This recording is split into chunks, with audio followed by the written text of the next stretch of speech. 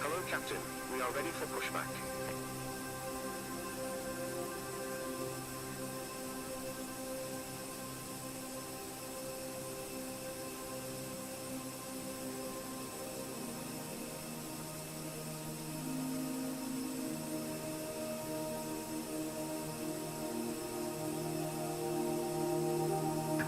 Departure check completed. Bypass pin inserted.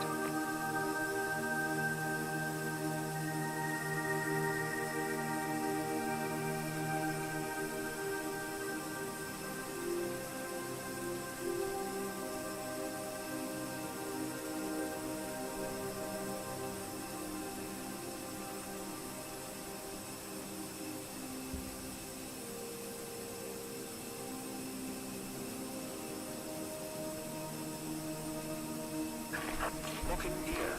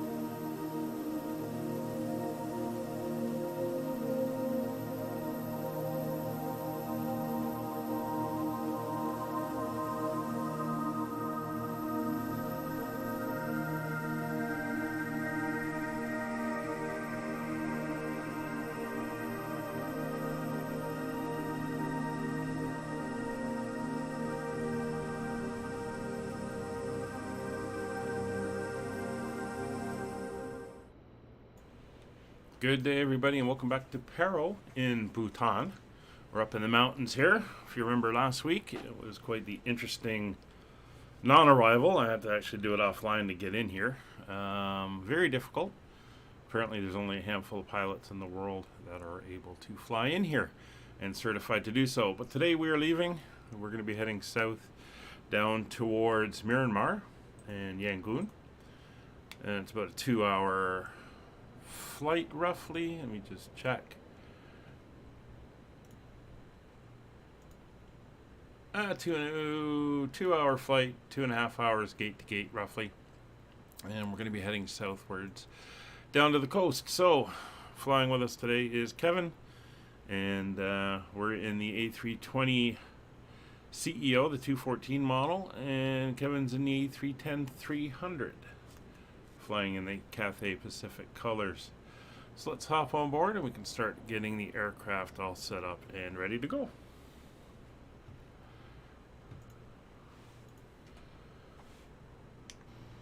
Let's get the right. There we go. So here we are on board. We can start doing our checks. So cockpit preparations are completed. Parking brake is set. We'll get the armrest out of the way. Ground power unit is connected. External power is available and on, and batteries are now coming online. And we can come down here to our display. So we'll go back to my flight. We're going to import the flight, and we're going to check our departure time. 2015, 43 minutes from now. That is correct. We can come back over to our mass and balance. We have 135 passengers today, 2.9 tons of cargo, and 8.6 tons of fuel. So we can go ahead and load the aircraft. There we go. And the passengers are now coming aboard.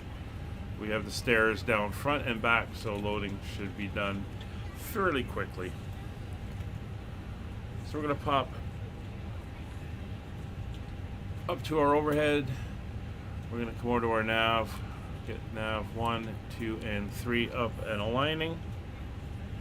Evac switch is set to Captain Purser. Seatbelt sign will remain off at the moment due to our fueling. Lights are on nav system 1, and while we're here we will turn up our integral lights so we can see everything nice and bright. We do have the dome lights currently on. These are all turned up as well. Crew oxygen supply is on. Generators 1 and 2 are on and in fault. That is fine. Cockpit heating, leave them in the center. That's fine. Packs 1 and 2 are on and in fault. And fire system test. There's APU. Engine 1. And engine 2. Emergency lights are coming on. Icing indicator standby compass is on. Cargo heat is set to cold. So then we come to the FMC. We'll come over here to the ATSU AOC menu, get our messages, and no messages yet, which is a little odd. So we're going to come over here. We're going to send the load sheet over and get our preliminary load sheet. So there's the aircraft. Golf Foxtrot Lima Bravo Bravo, which is correct. 0 fuel weights are estimated as per the plan. I'll accept that. And our total passengers, 17 in business, 118 in economy. Hello, Brian. How are you? Hope you're having a good start to your week up there in the capital. So we're going to enter these preliminary numbers in as part of our preparation work. So over here, we'll come over to the FMC. We'll check nav database is up to date and everything is good. We'll clear some of these messages out. That is all good there.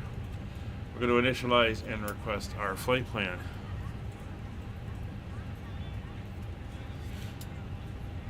Flight number today, since we're on a special round the world charter flight, UKV 5556. Cost index of 25, and we're going to be cruising today at a cruise altitude of flight level 370, 37,000 feet. We'll go over here to our winds and we'll get our climb and descent winds. All right, you've gone to Winnipeg already. Okay. I remember you mentioning that was coming up. So there's our winds. We have the climb winds. We have our descent winds as well. So everything is good there. We'll come back. Tropo, we'll just check. 55854 is what's on the flight plan, so we'll just amend that. And that is good. So over to Init B, we'll come over and get our 0 fuel weight of 57.1. And our estimated center of gravity according to the flight plan will be 29.5. That will change once we're loaded with our actual.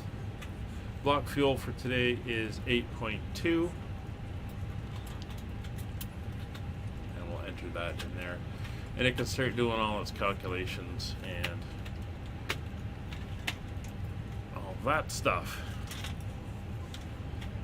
Oh, for the MCDU, we're going to be climbing straight up to 37,000 feet. There is no departures out of here. It's going to climb as fast as you can to get clear of the mountains. So we'll set that up. And we are going to be on our nav course, so we don't have to worry about that. Although we will be doing headings as we come out and steer up the mountain valley. So we'll obtain our clearance. There is no minus 21. Oh god, yeah. It's about minus. What is it here right now in Toronto? It is 6 degrees at the moment here in Toronto. So yeah, you got it cold up there, up in the edge of the prairies. So there's no ATC currently online, so we will self-clear. We are on VATSim. Altimeters, I'm going to use the B button just because I'm not sure how accurate our weather is. It is from 8 hours ago. Actually, it's not too bad. It says 1017, it's 1018 actually, but that's fine, and that is set on both. And the standby transponder set to 2000. PWS and GCS are coming on. And fueling, loading, and boarding, we're still fueling. And of course, cargo doors are still open, so they're still putting the bags on. And we are loading passengers because we can hear them. It is about 1 o'clock in the morning here. It's a extremely very early morning flight or late night flight, however you want to look at it.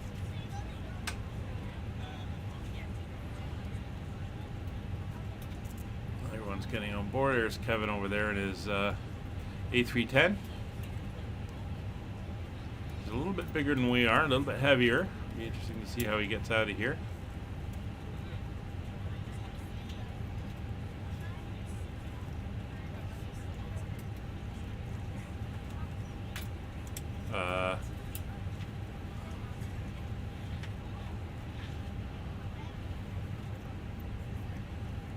Looks like the bots are going nuts.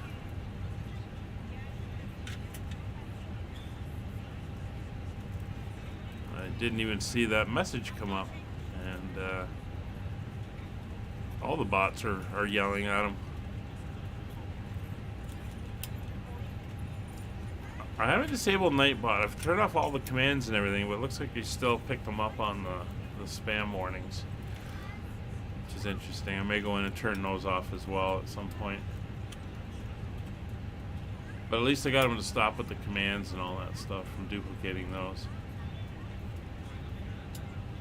So what we're going to do now is we'll come down here, we'll enter in our route and get that all set up. So over to our flight plan. We're going to be taking off on VQPR. We're going to be departing off of runway 15. And there is no SID.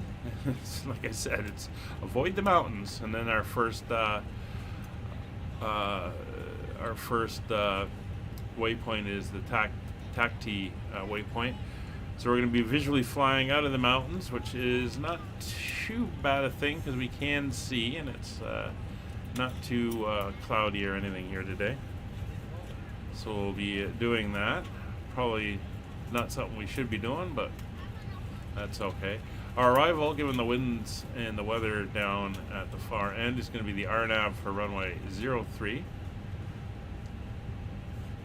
And we're going to be going in on the... just find what it is. It's the Bagu 1 Bravo arrival. Bagu 1 Bravo arrival. And we will be transitioning at MREL. So if we scroll down,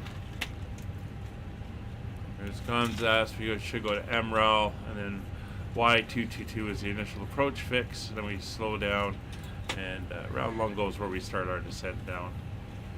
So that is all set in. Emerald, they want us above 4,000. That's 4,500. And then not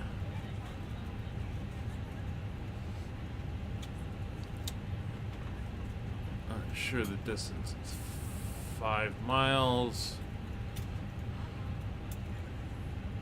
And Lungo, it's 1,800 feet. We'll just confirm that 1,800. That is all good. Although we're going to be going right down at that point, so that should be good. That all looks fine for our flight plan. So let's get our charts all set up for us. So our next stream is going to be Wednesday. We're back in Scotland. We're going to be doing a route with an intermediate stop on the way, since it's two short legs on Wednesday. And then that will be it for a couple weeks. I have to leave the country on some family business. And our next stream will be on the 24th of December, our Christmas flight. And we'll be doing a Christmas flight. Probably, I'm looking at starting at 1300 Zulu. So there's where we are now. We're going to come out here up to probably taxi to November, and then up, turn around, and then we'll be taking off in southeasterly direction. After you put your carry-on items in the overhead bin and it is full, make sure you close it as a courtesy to other passengers. Our arrival. Ensure that the aisle is clear and sit down so that way other passengers can get by. As mentioned, we're going to be flying down here to Bagu, and then we're going to be making a hard right turn out to Gonas, and then down to Emerald. Make sure that you are able and willing to perform these actions.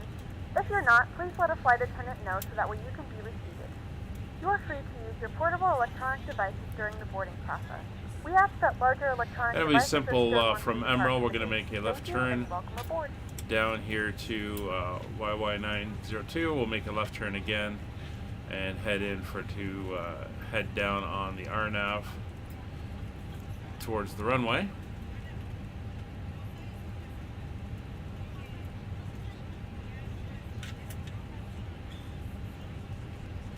We got a nice long 11,200 foot runway. We'll be landing, probably getting off around Alpha 4, Alpha 5, and we'll be backtracking on Alpha down to the terminals.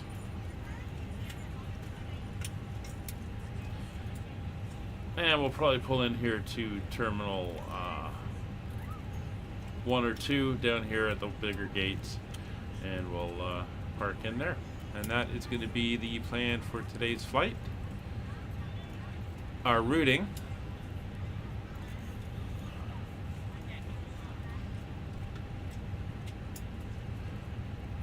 as you can see is going to take us from Bhutan. We're going to fly south out of Bhutan down over Bangladesh, all the way down the coast here of the Indian Ocean, and then cross into Myanmar, and we'll be landing down here at Yangon.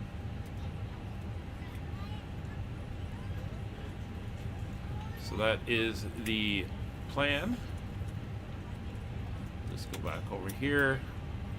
Oh, I guess I didn't start. I did start the chart. Didn't I? Yeah, I did. Anyway, see where we are at the moment. And we'll get the night charts on since it is nighttime. But we'll pop back over to our ground services here as we continue to load up.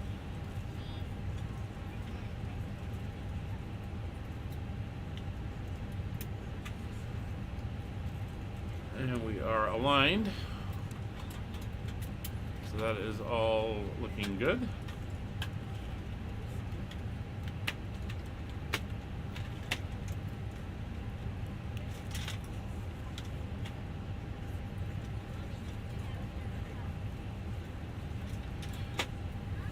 Alright, fuel is all on board now, and the cargo is loaded. We'll turn on the seatbelt signs now.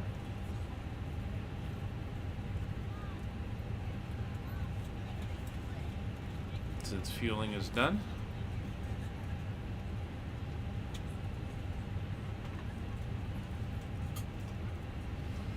So yeah, so Christmas flight, 24th of December, about 1,300 hours.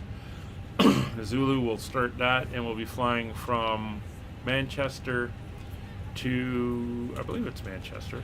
Let me just take a look and see what I decided on. It's bouncing between Manchester and Gatwick.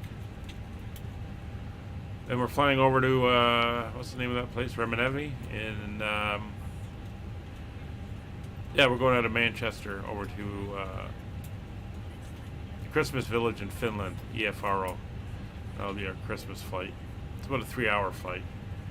We'll have some Christmas entertainment, Christmas treats, and have a nice flight up into northern Finland. And since we're in December, excuse me, since we're in December, the Christmas menu is available.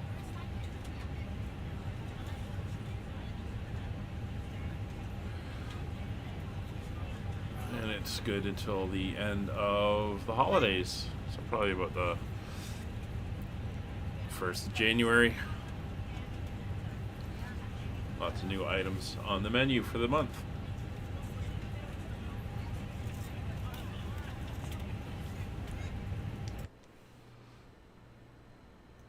Very quiet here at the airport. Looks nice. Just a real pain to get into. Coming around down this valley and having to make this turn. And of course the runway's offset, so it's over the bottom of this hill over here. So you come around, you gotta swing around and swing back. Oh, it's a nightmare. Even doing it at landing speed, it's a nightmare.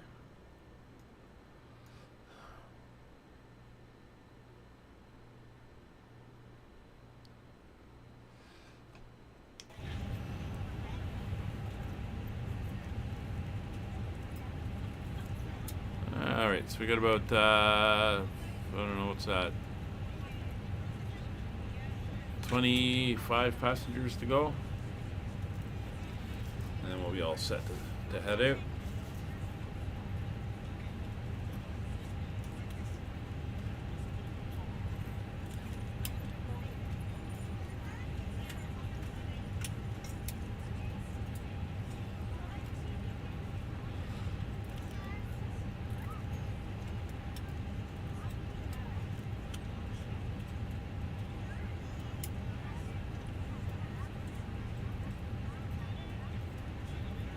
So this is leg 8 of the world flight. We're going around the world in the small, not short haul jets, short to medium haul jets. And in my case, I'm flying the A320. And we'll be circling around and doing our thing.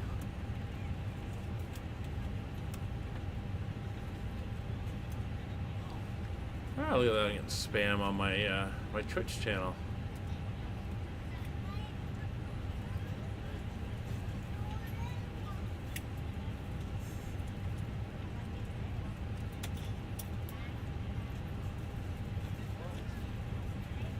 Tis the season for spam, I guess. Gonna do a quick check on the route. Get the flight plan over. We're gonna be taking off, and then it's gonna be, once we're clear of the mountains, we'll head directly down to the first waypoint, which you see there. And from there, it's pretty much straight, kind of southeast shot until we come down into the arrival. Come around a series of right turns and into the airport. So everything is looking very nice there, and does not look like we'll have any difficulties once we're out of the mountains here. So they're closing some of the bins in the back as they get ready to go.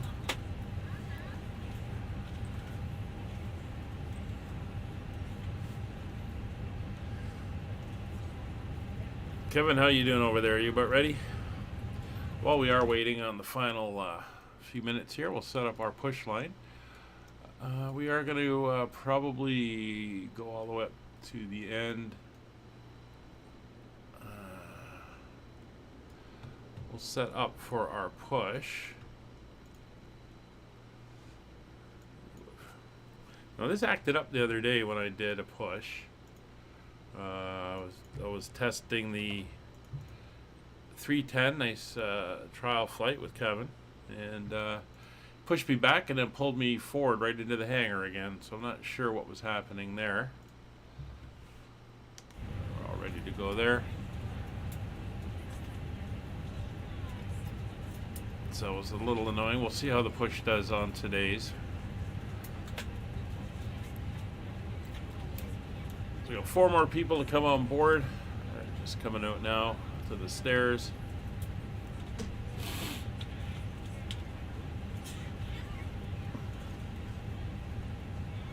And once we're on board, we can start with the rest of the preparations to get underway. We have our clearance and we can push when we are ready. There's 3 more to go.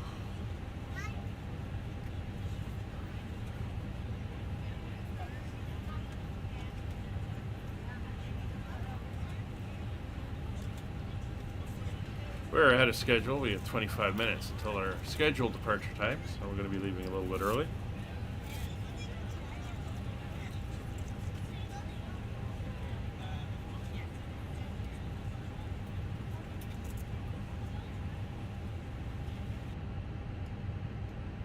We're ready to go when you are. All right, we are ready to go. So we're going to dismiss everything. Good morning, ladies and gentlemen, Pulling and the welcome stairs aboard away. Flight 5556. Our flight time will be roughly 1 hour and 51 minutes.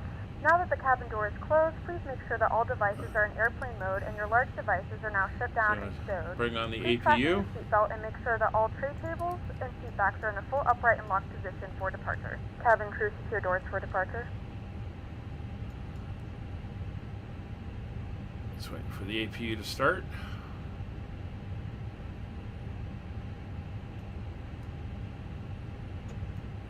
And there she goes. APU is starting. Let's get a hold of the ground guys. Let them know we're about ready to go. Cockpit to ground. Go ahead, fly deck. We will be ready shortly. Roger. Oh, looks like we're running Invisotug.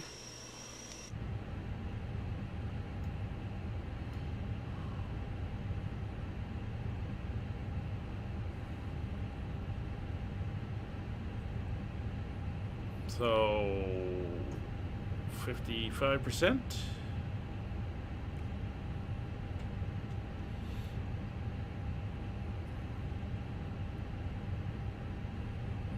Shaking like that because of the Invisotug. It's 100%. APU is now available. APU bleeds coming on. External power is now disconnected. We're not quite ready. We're going to come over now to Roger's side. We should, no, we don't have the load sheets. So back over here, resend the load sheets. Come down, we'll get our final, that's prelim.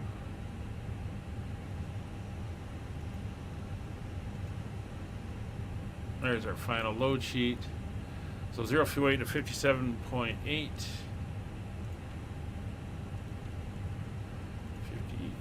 57.8, and we have a final center of gravity of 30.8.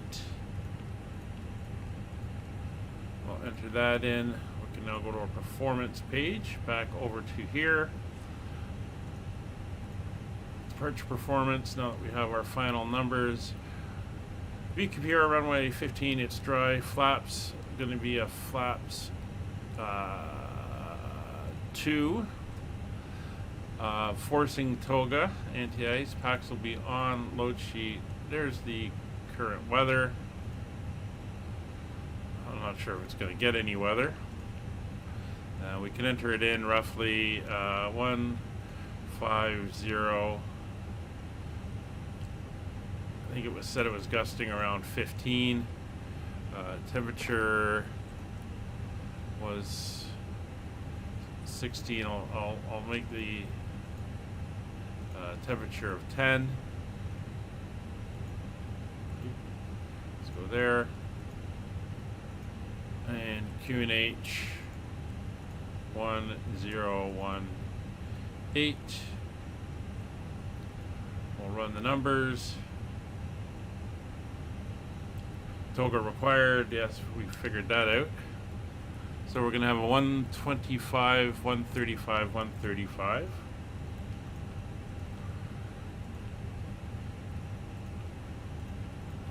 Five, 135. It's going to be flaps 2 with neutral trim. And it is going to be a toga takeoff. We're going to accept that on his side. Come back out. You can go to the flight plan. I'm on the performance page. We're done with that. Back over to the charts. Takeoff data is all entered. FCU is set. Departure briefing is done. Flight directors are both on. And radios 122.8 are set. It's like Kevin is pushed out. Kevin, do you want me to push, or are you good staying, or do you want to go first? Let me know.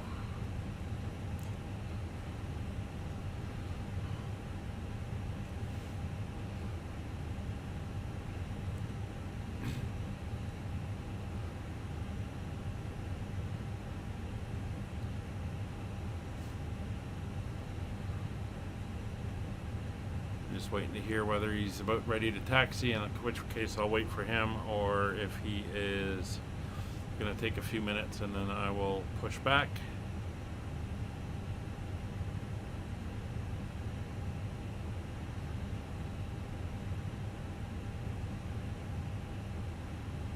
Okay, I will go.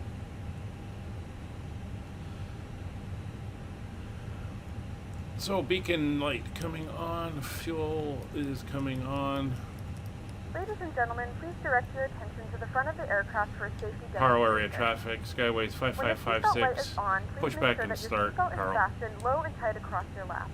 To fasten, Cockpit to ground. insert the Go metal ahead, fittings fly into deck. one We are ready another. for pushback and engine Tighten by start. pulling on the Roger. left end of the strap. Release the parking To brake, release please. the seatbelt, lift the upper portion of the buckle. Parking brakes released. In Pushing the back. event that the seatbelt light is not on, we suggest that you keep your seatbelt fastened in case of unexpected turbulence. There are several emergency exits on this aircraft. Please take a few moments now to Starter locate to your start. nearest exit. You are clear behind and you can start your engine at your discretion. If you need to evacuate Starting the engine number aircraft, 2. floor level lighting will guide you towards the exit. In the And event that I the heard you, cabin Kevin, loses but pressure, an oxygen mask will drop right in front of you. did not catch Try what to you flow said oxygen, there. pull the mask towards you. Place it firmly over your nose and mouth and secure the elastic band behind your head. Tighten the straps if necessary and breathe normally. Although the bag does not inflate, oxygen is flowing to the mask. Oh, that's a little off. Mask on until a member of the crew advises you it's safe to remove it. In the unlikely event of a water landing, a life vest We'll is stop the located push in here. a pouch under your seat or between the armrests. When instructed to do so, open the plastic Push pouch back and remove complete. the Set parking Flip brake, it over your please. head. Wrap the straps around your waist Parking and brake buckle at set. the front. Roger. Strap you tight. Okay, the tow bar Place the disconnected vest and the firmly on equipment is right port clear. only when exiting Thanks, the and you can aircraft. disconnect and go to It hand doesn't signals. inflate Thanks, have a good automatically, flight. and See you will later. not use for manual inflation. It's waiting on Strap engine is 1 to clipped show the waypoint available. device if you need to. Your seat cushion can be used as a secondary flotation device. Please make sure to exit the aircraft as soon as possible. And Please securely stow all personal items. Make sure your available, seatbelts are starting engine fastened number and 1. seat backs and tray tables are all in their full upright. So they push this into the grass.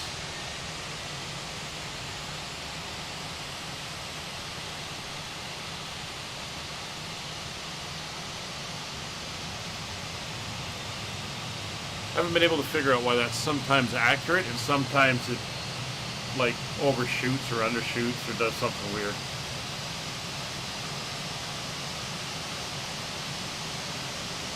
Haven't been able to figure that out.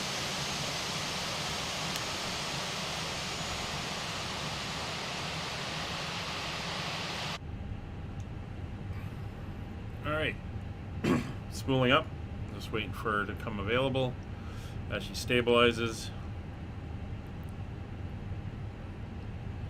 And any second now we should get the notice that she is stabilized. And she is good. So generators 1 and 2 are both on. Bleeds 1 and 2 are both on. That is good. Ignition mode selector off. Probe heats are on auto. Engine anti-ice not required. Packs 1 and 2 are both on. Flaps 2 for this takeoff. Trim is neutral. Flight controls. Full left, full right, neutral, full forward, full back, neutral, left rudder, right rudder, neutral. APU bleeds are off. APU is shut off.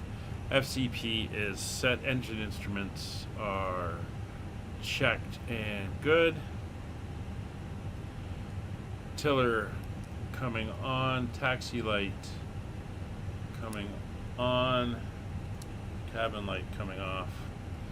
Paro traffic skyways 5556 taxiing to runway 15 via Bravo, backtracking 15 and turning around at Paro. Brakes released. I'm gonna go out Bravo here, so we'll swing wide and then come around.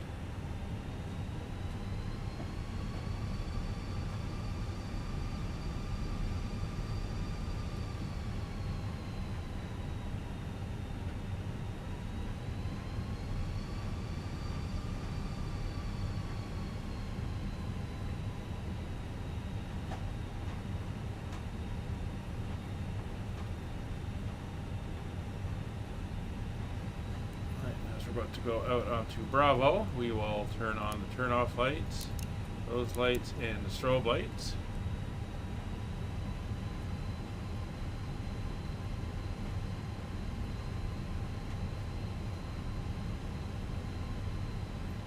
Go through the fence.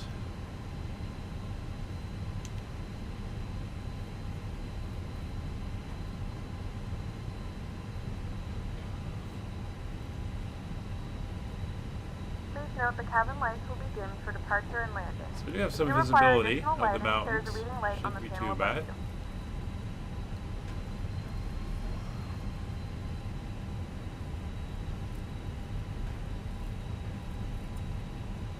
you. Air traffic, Cathay 1 minute Tango, holding short Alpha. When the Skyway has departed, Cathay 1 minute Tango will taxi via 15, backtracking 15, turning. Okay, so For 15 back departure. brakes are set. Speed brakes are armed. TO config checked. No blue, no warnings. Landing lights are on. Turn off. Taxi lights are on. Nose to taxi. Everything else is good. And we come down here. Weather radar is on. Transponder is on, and TARA is set on TCAS. And then we're picking up Kevin behind us, which is good. So the turning circle, I think, is on the left.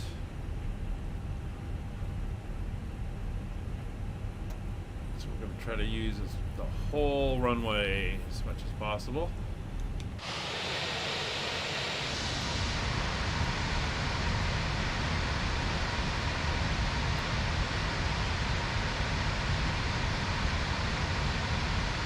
See just how ridiculous this approach is.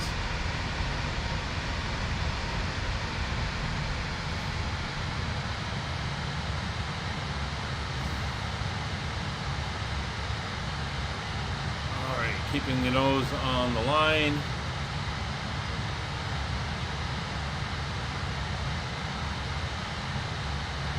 So that we can use the entire runway.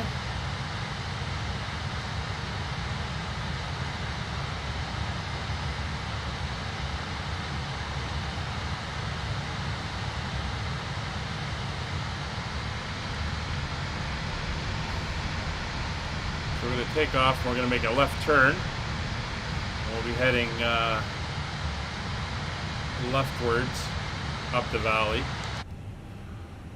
Alright, so we are set. No, I thought I had you on TCAS. I don't have you there. I guess it's we're still on the ground. So V-speeds are set, FCP, nav data and radios are set. Everything else is set and go. We are checked on the runway. We're going to dial in our heading. There we go. All right, let's do this. Engines to 40%.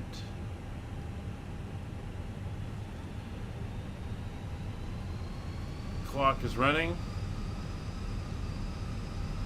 Paro area traffic, Skyways 5556 departing runway 15 Paro.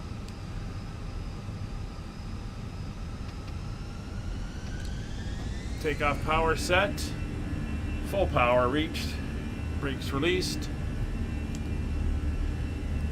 Good call. Thank you.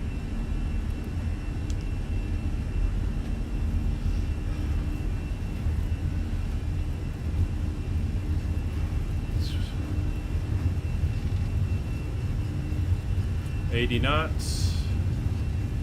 There's Kevin. 100 knots.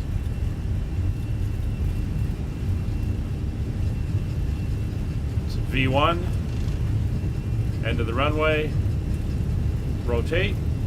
Perfect. Cathay 19 Tango back taking 15 departure. Positive rate of climb. Gear up. And I'm going to hand fly it up the valley. Woohoo!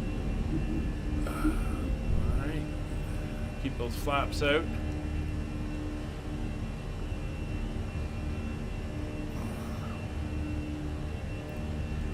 7,000 feet, 8,000 feet.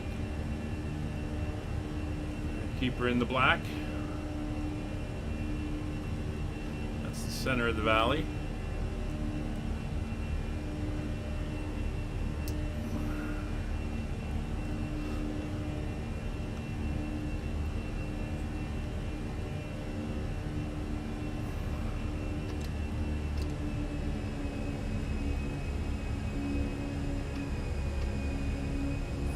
Thrust climb.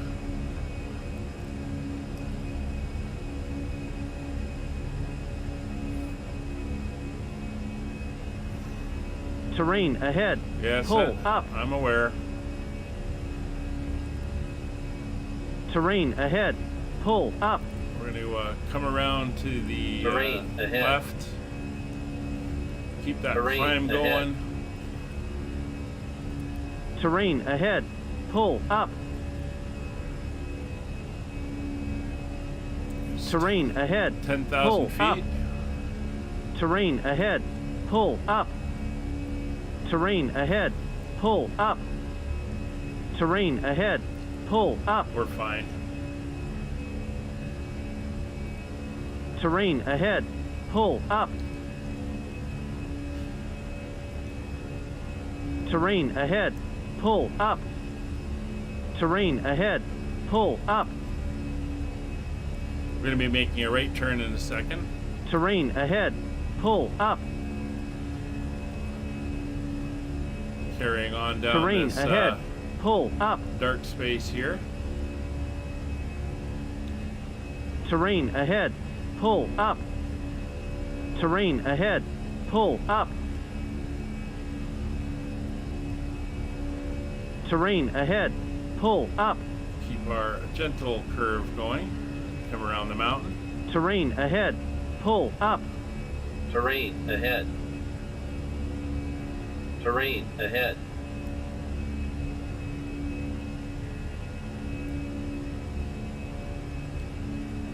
We're keeping the speed low and our climb rate as high as we can. As we work our way up.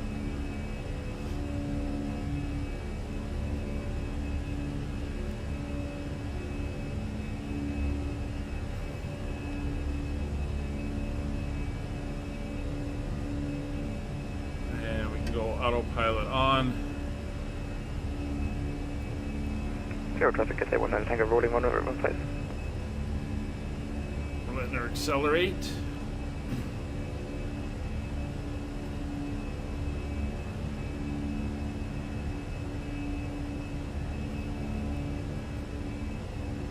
We're heading towards our first waypoint.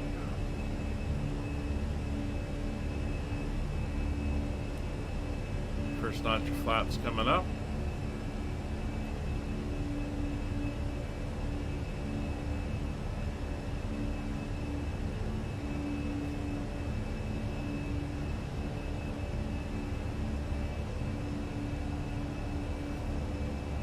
It's looking good. We do have a...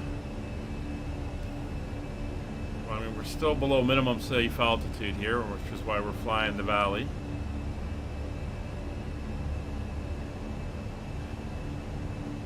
And 0 traffic, Cathay 19 Tango, airborne. Kevin got up, a little worried about the size and weight of the aircraft, but it's up and going. Alright, flaps coming all the way up.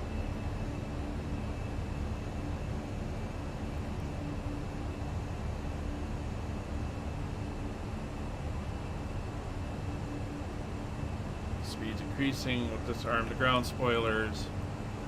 Start turning off some of these lights that we don't need.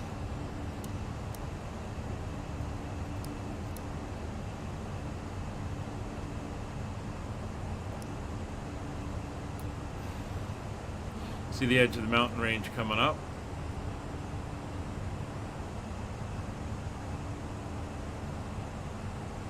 And we're cleared ahead on route.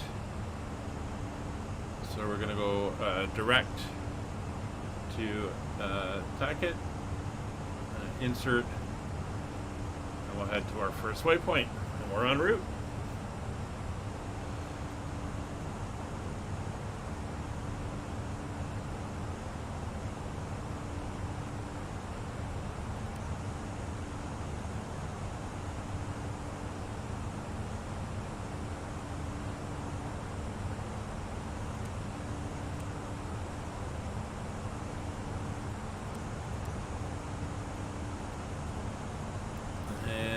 Go, nice successful departure.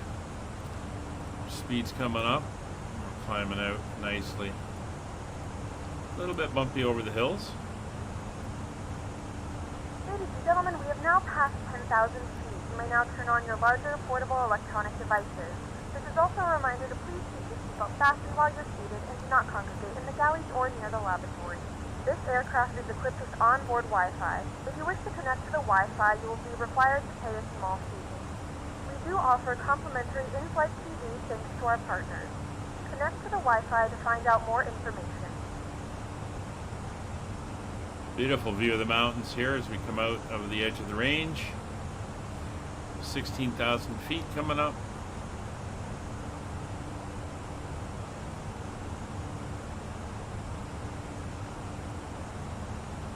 Very nice.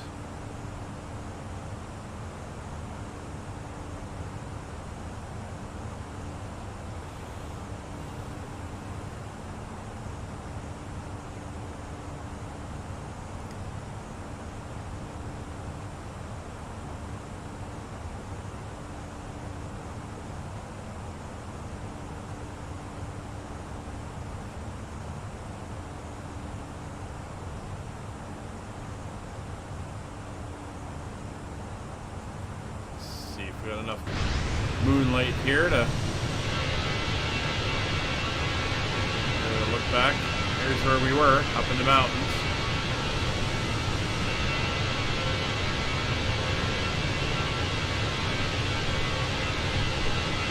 Now we're on our way southwards.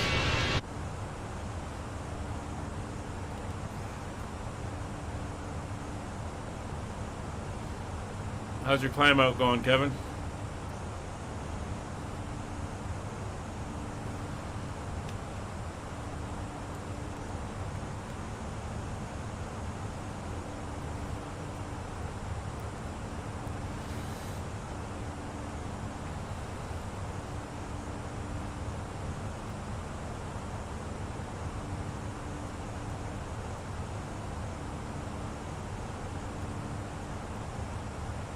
there's 20,000 feet coming up.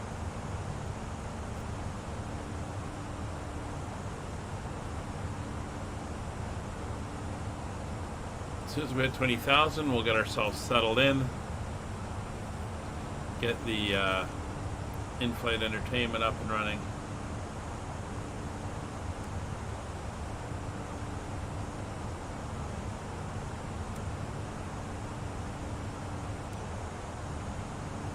Get us nicely in position for the cruise portion of the flight. Yeah, it was an interesting departure, that's for sure. That is for sure indeed. So there's 20,000 feet. We'll get a nice view about here set up, so we can follow our progress as well. We'll get the in-flight entertainment up. Don't forget we have the Christmas menu up and running if you want to partake in anything from there. So I'll be around on the chat, and I'll be back for the debriefing for the arrival in about an hour and a bit. Talk to you soon.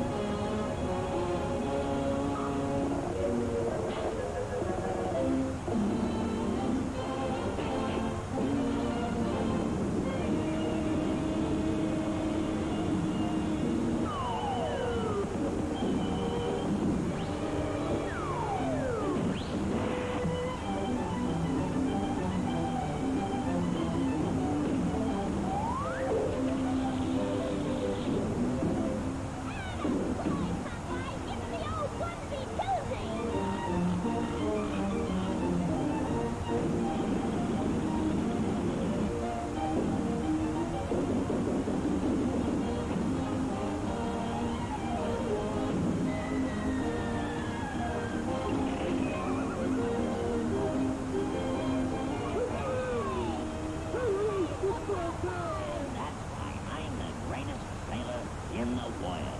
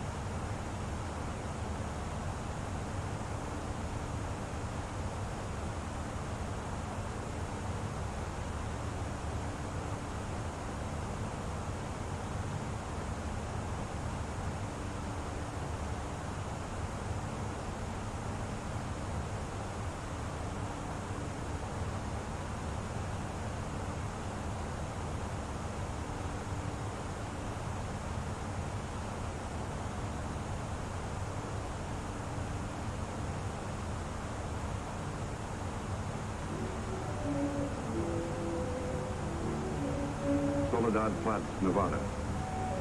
The time, 6:15 a.m.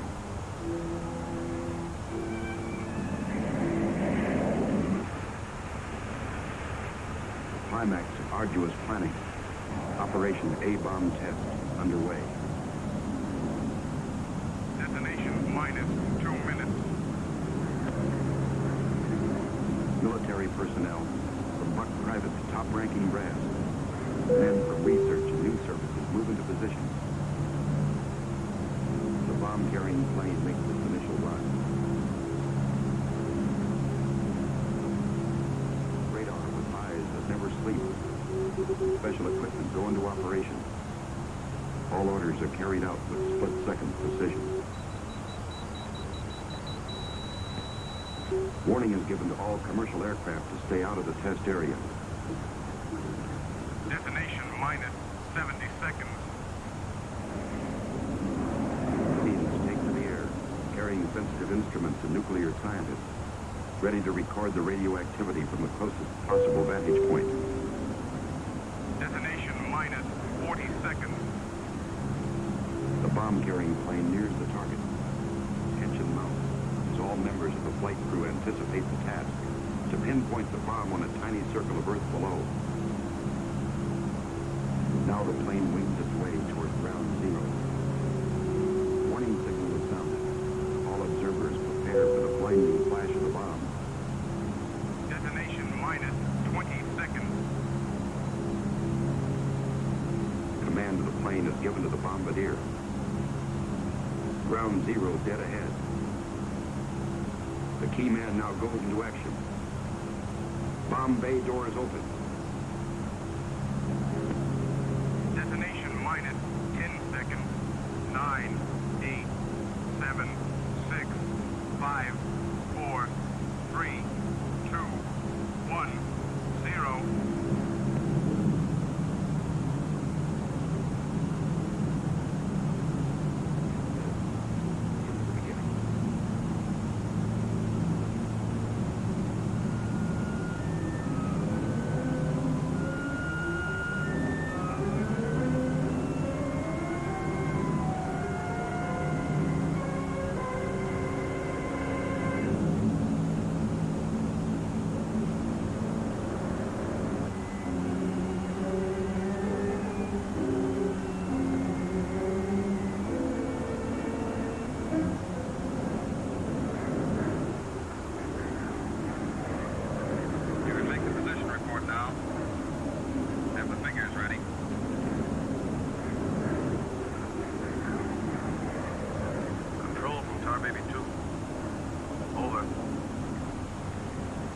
Tar Baby 2. We're circling ground zero at radius of 7.5 miles. Altitude 15,000 feet. Airspeed full. 750. Stand by. Roger and over. She's all yours. This is Dr. Martin. Here are the readings. 0.378 negative. Second indicator. 1.08 negative. Radiation 0.4. Over. Roger, proceed according to plan. We'll go and up.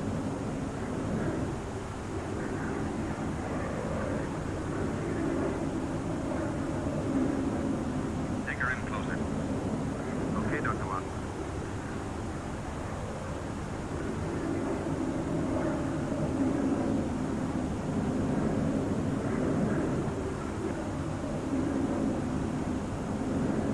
I have to keep at least 2 miles from the center of the column.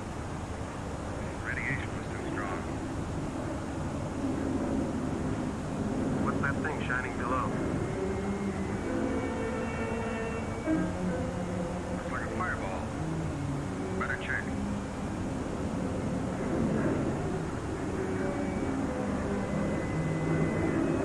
Dr. Martin. Dr. Martin, we're in trouble. Pull out! What out? I can't.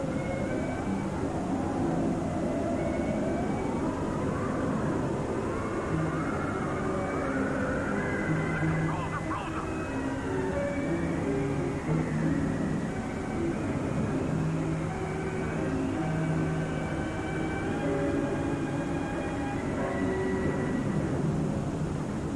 Tar Baby 2 from base. Come in, Tar Baby 2.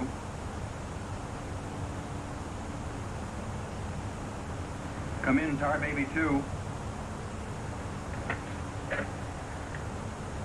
We've lost contact, sir. Baker 2, sir. Yes, sir.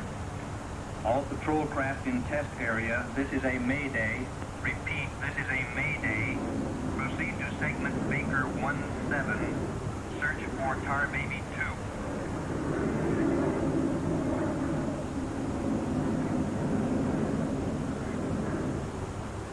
Control from Tar Baby 7. Wreckage sighted southwest corner, Soledad Flats. Ship appears completely demolished. No sign of survivors. Over. Roger, Tar Baby 7.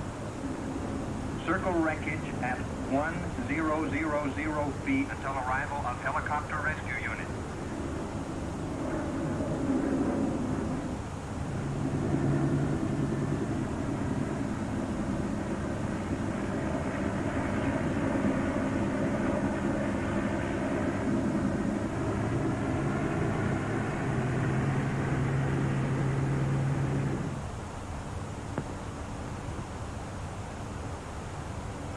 Dr. Kruger, Colonel Banks speaking.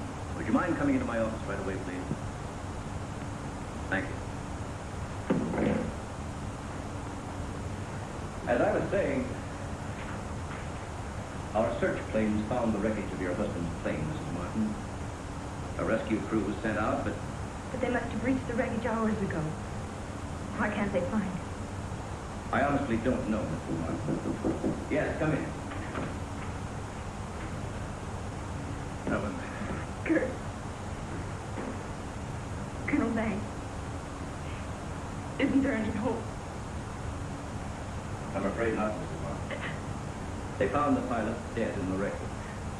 And according to all reports, no one could have bailed out. I'm terribly sorry.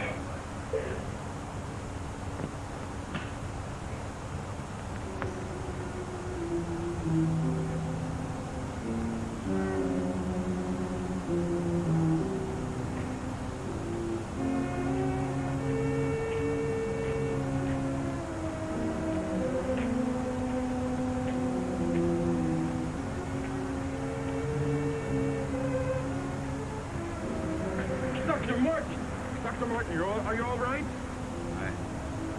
I am, yes.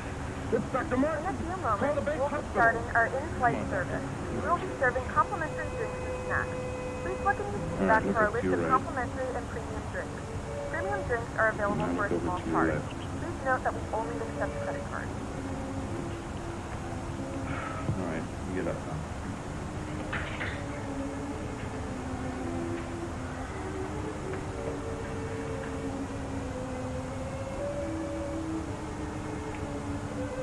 everything seems all right. Except, can't you recall anything that happened from the time your plane crashed until... I remember the controls froze. The next thing I saw was the main gate of the base. Your plane was completely demolished, the pilot burned to death, and you show up with a picture of health. Are you sure you weren't driven here? Positive. You don't remember where you got this? You know, your medical chart shows no indication of any scars on your body. I must have got it in a crash. Now, this was surgery.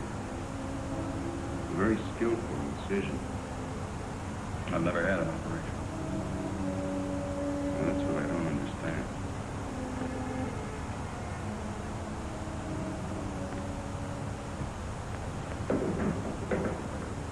Mr. Briggs. Colonel Banks. How are you, Mr. Briggs?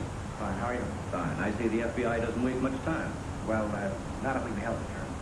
Oh, you know our base surgeon, Major Cliff? Sure. How you been, Major? How do you do? Well, I guess you gentlemen have business to discuss. Oh, no, this won't take a minute. Sit down. Sit down, please, gentlemen. Cigarette. Oh, thank you. I understand you've already talked with Dr. Martin. I just listened. You know, Colonel, according to my files, Dr. Martin is just about the key man on this nuclear project. Yes, along with Dr. Kruger, he is. Well, I know they're both good friends, and both have knowledge and access to top-secret information. Well, that's very true, but there's no reason to suspect that Well, we can suspect anything, Colonel, until Dr. Martin accounts for every minute from the time of the crash.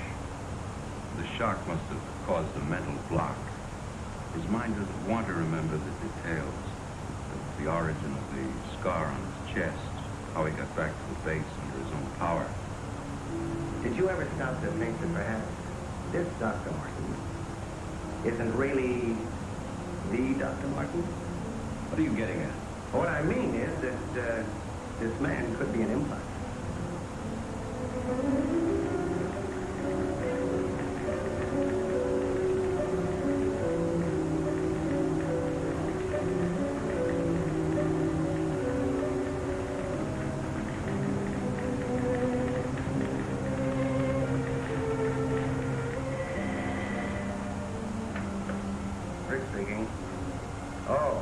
They did come through. They do check. That's what I've been waiting for, thanks.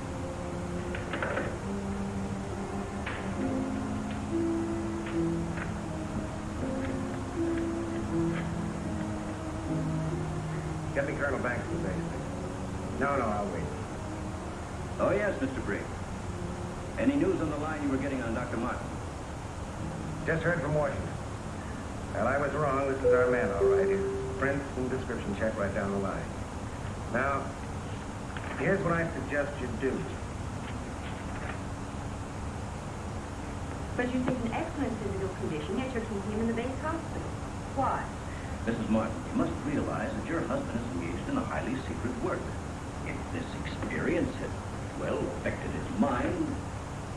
Are you trying to tell me that Doc is... No. It's nothing serious, Mrs. Martin. His reflexes are excellent. Except for that one lapse of memory, his mind is perfectly clear. Isn't that natural under the circumstances? Yes. Except for the question of the scar on his chest. I know he didn't have it before the crash. I'm sure he didn't, Mrs. Martin. But you see, it would be impossible for a wound of this size to heal so quickly and without medical attention. You can't keep him here indefinitely. We don't intend to. We asked you to come down here because we've decided to let you take him home, provided you can keep him quiet and he gets enough rest. I understand. Now we'll just have to take that vacation he's been wanting for so long. Vacation? To watch him, you'd think you never heard of one. Yes, he must have asked me 100 times when the next test was scheduled. He's anxious to take his own readings again.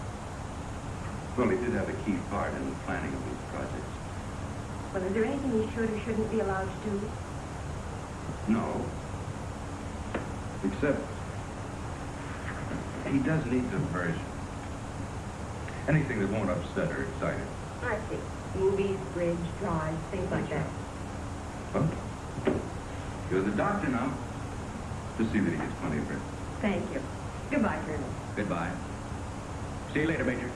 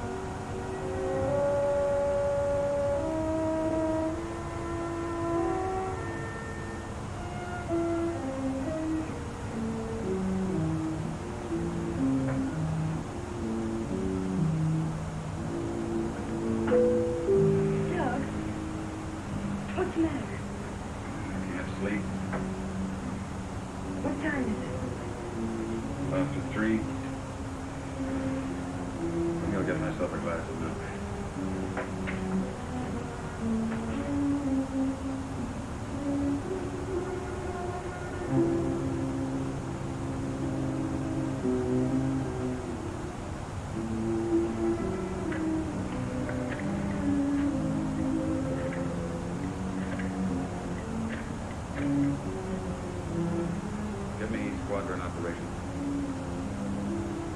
Duty desk, please. Helen, what did you get up for? This is Dr. Martin calling. Who is this speaking? Dr. Bandero. Anything I can do for you, Doctor? I wondered if there were any last-minute orders on another atomic test. What do you mean you can't tell me? Sorry, it's under regulation. I can't give out information anyway. No, sir, it won't do you any good to come down. I will see about that.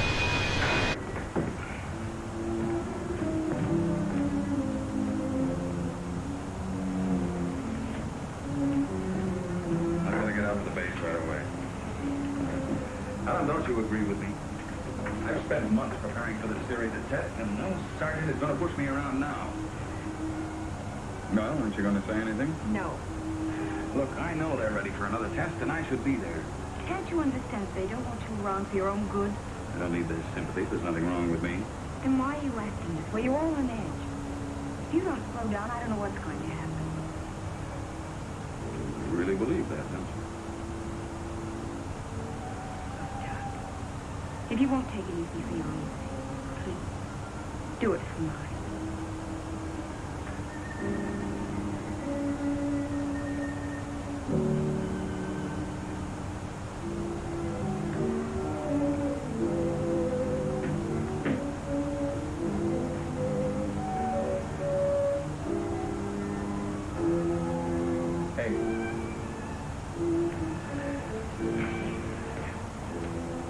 Hey, time to get up. Go away. All right, stay in bed all day. It's almost 11 o'clock. What'd you say? Said it was almost 11 o'clock. It is? Mm-hmm. Oh. You go put the coffee over my distress.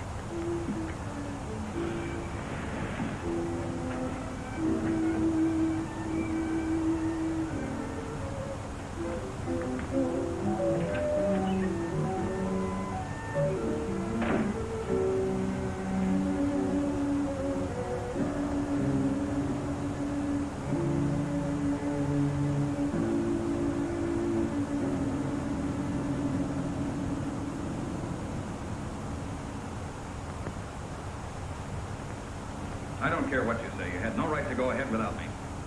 And you, Kurt, you didn't tell me why. Orders. Orders? Nonsense. The least that could have been done would have been to let me know. I'm fine. I could have done my work. I hate to say this, Dr. Martin, but in your present state, you're not considered a very good security risk.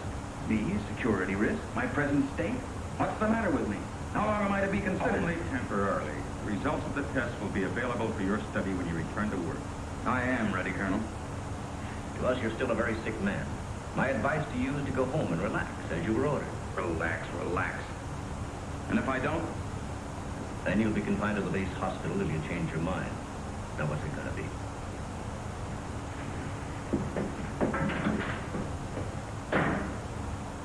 Well, Doctor? Oh, Dr. Martin. I didn't expect you back so soon. Haven't you heard? I'm a metal king. Can't even be trusted with my own work. Liable to go berserk at any minute. Colonel Banks will fit in on the details. Now, don't tell me. Let me see. You're, I know. You're Miss Vincent, the secretary I share with, Oh, Doctor, you can't be serious. There was no one in your office, so I thought you wouldn't mind. Oh, that's all right. It's all right. As far as I'm concerned, you can take the rest of the day off. Are you sure? Mm-hmm. No, I don't really belong here. I just came in to pick up a few personal things from my desk. Goodbye. Goodbye.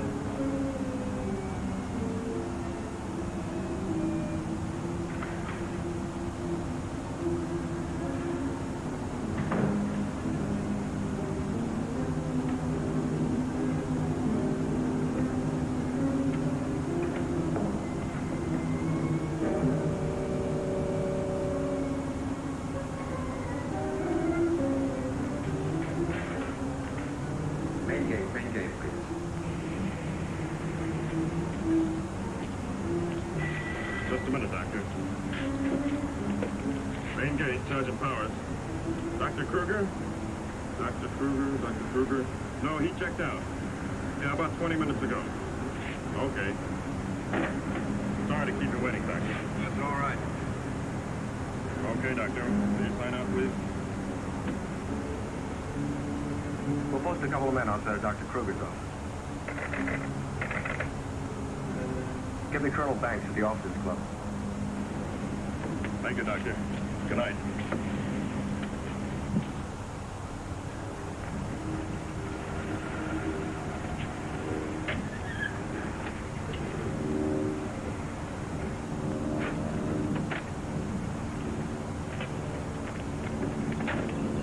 Good evening, Dr. Kruger. Yes? My My name's Briggs. I'm from the FBI. Briggs. Briggs. Of course, I've heard of you. I wonder if you'd mind returning to your office. What seems to be the trouble? Oh, just a few things we'd like to straighten out. Concerns me? Well, I'm afraid so, Doctor. Take your own car if you like. I'll meet you there. All right, I will.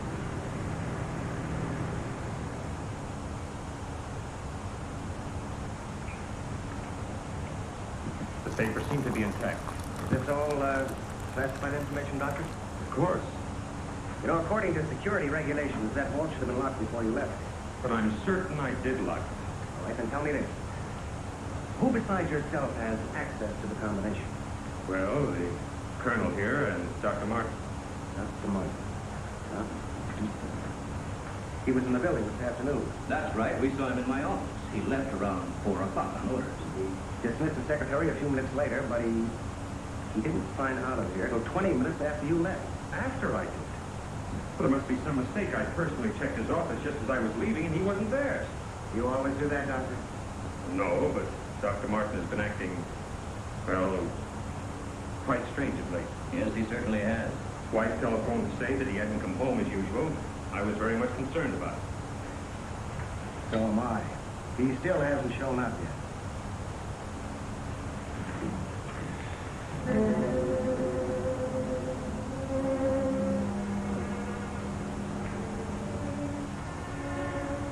What kind of pipe tobacco do you use, Dr. Cooper? Me? Why, I don't smoke at all. Did you, Colonel? Cigarettes. What are you driving at? Funny. How long has Dr. Martin been using this brand of tobacco? But I really don't know. Why? Now, Mrs. Martin, you say you have no idea where he could be at this hour. Well, I know he's never been this late before without telephoning. Well, I hate to ask this, but have you ever had any suspicion that there might be another woman? Certainly not. I'm sorry, Mrs. Martin. Just why are you asking me these questions? Well, let's put it this way. Has he made any new friends? You know, people not in the usual group. We know the only people we've seen in months have been connected with the Institute. Excuse me. Hello? Yes, just a moment. It's for you, Mr. Briggs. Thank you.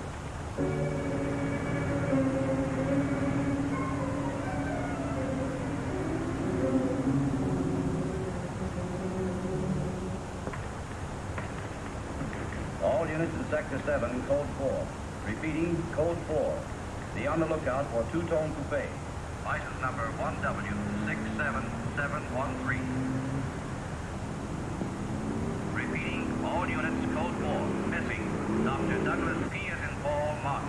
Male Caucasian, 32 years of age. Height 6'3". Weight 195 pounds. Color of hair blonde. Color of eyes blue. Last seen driving away. License number 1W67713.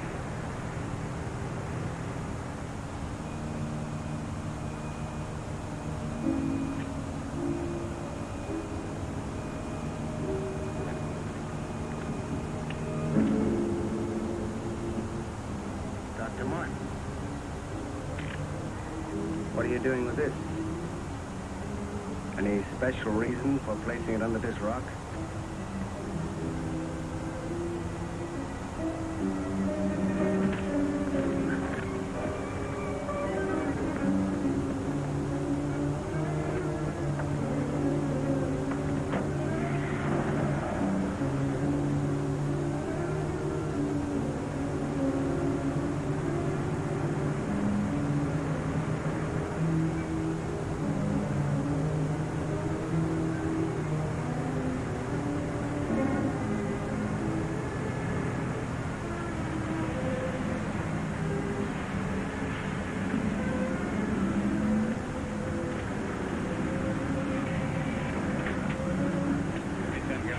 Okay. Where's your phone? Over there behind the bunk.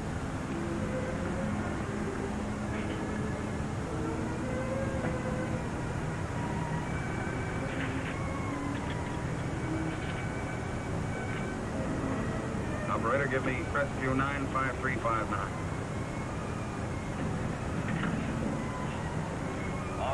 Sector 7, Code 4. Repeating, Code 4. Be on lookout for two-tone coupe. License number 1W67713. Operator, you sure you're dialing the right number? We'll try it again, will you? It's my home. There ought to be someone there now. At junction of Highway 66 and Beach. Ambulance en route. Car 17, Code 7, 4th and Robert. Suspect may be on. Repeating, Code 2 to all units. Dr. Douglas P. as in Paul Martin. Male Caucasian, 32 years of age. Height 6'3". Weight 195 pounds. Color of hair blonde. Color of eyes blue. Missing, Dr. Douglas P. as in Paul Martin. Male Caucasian. Repeating, Code 2 to all units. Hey, mister!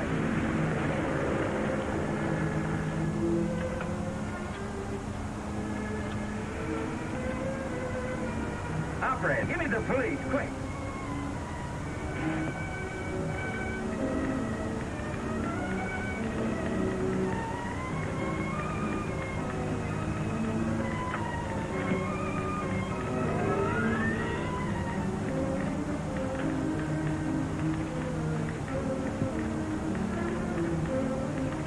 Calling car 6.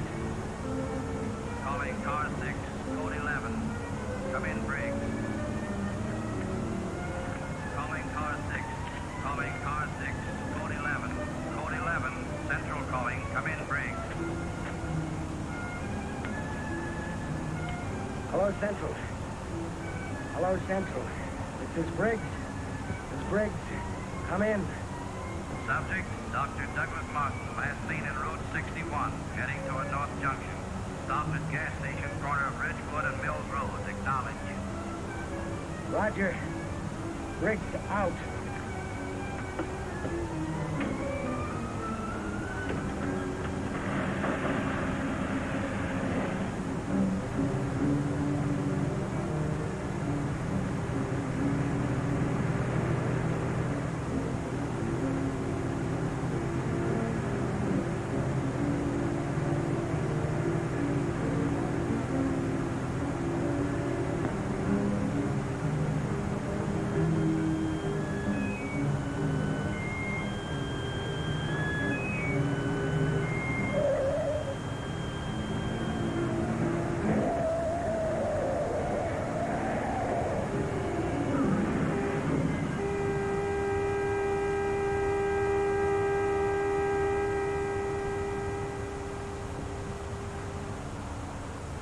Here, they're gonna...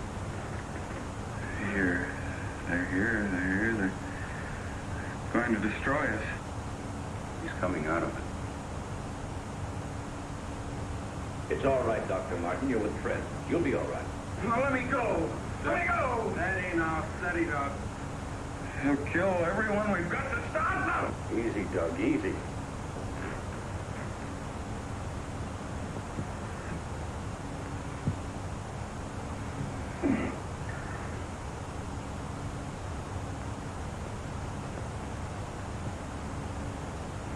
What did you give him? Sodium amytal. Truth serum. Deprive his mind of any imagination. I guess you'll make sense now. I'll get the recorder ready. Can you hear me, Dr. Martin? Yes. Now listen to me. I want you to count backwards from 100. Do you understand? Backwards from 100. 100. 99. 88. 87. 96. 95. 94. Well, you've been asking questions now. Dr. Martin, what were you doing with the information you took from Dr. Kruger's vault? I was delivering it. Delivering it? But where? To the rocks in Soledad Flats? Yes. Soledad Flats. There where we crashed. I was delivering it, just as I was ordered. Who ordered you to do this, Dr. Martin? I'll tell you the whole story. I remember we were circling the atomic cloud. There was an object blowing beneath us at Soledad Flats. We were going down to investigate. Controls jammed. Couldn't pull out.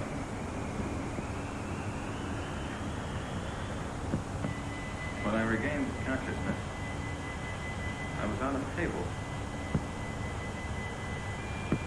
Next thing I knew, coming at me. Huge people. Their eyes, those horrible eyes. They didn't speak. I could see something strange and eerie pulsating in front of me. Then one of them lowered it toward my chest. My own heart.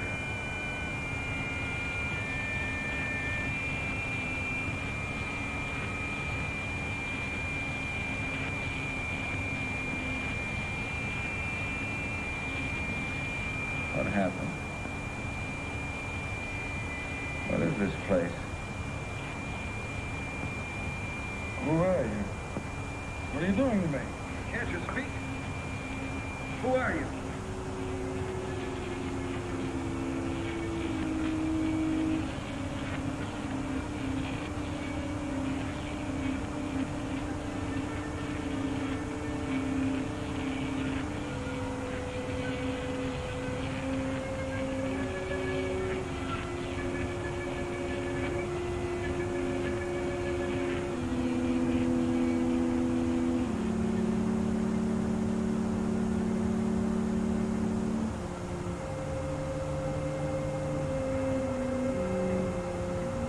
Step forward.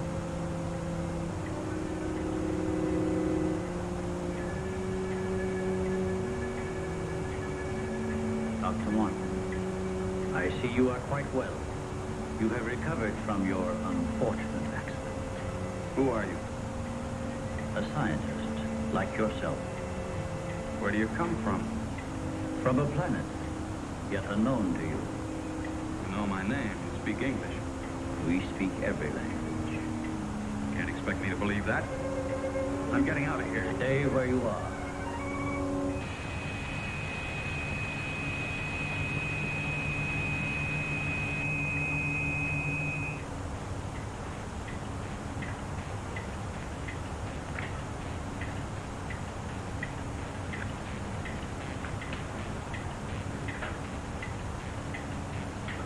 Who are you?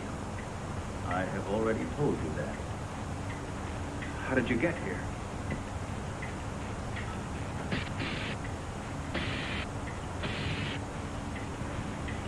Here. In our machine, magnetically propelled across the electron bridge we have created. Electron bridge?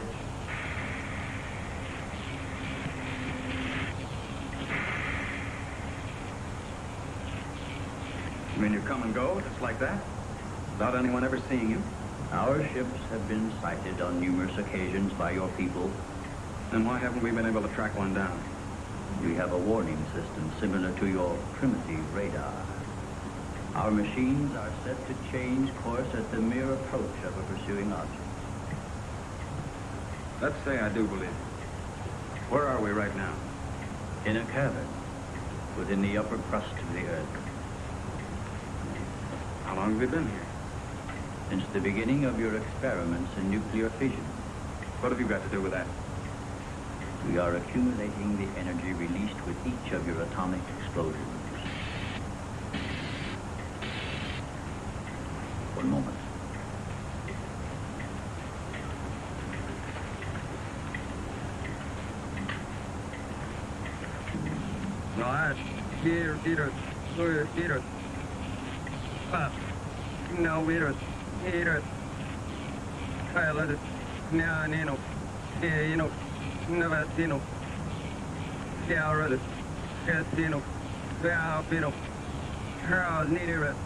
What was that? A report from the monitor we sent to the surface to obtain the results of your last nuclear test. Results? They'll take days to analyze and compute. I think you will find these figures are correct.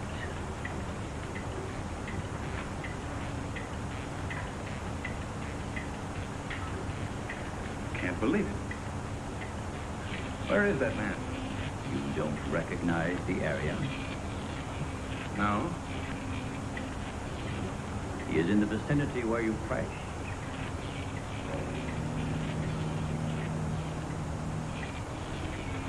That rock was glowing.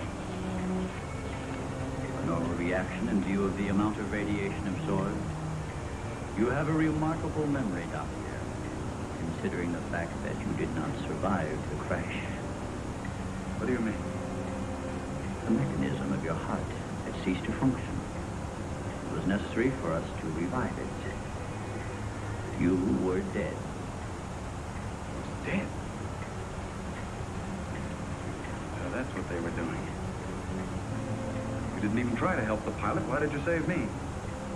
Because we had an important need of your services. Such as?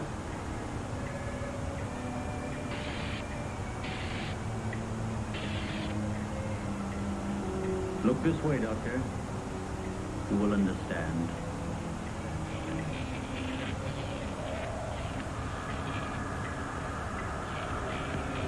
Here, Doctor. You are the first of your world to be looking at our solar system, the Astron. This is our planet, Astron Delta.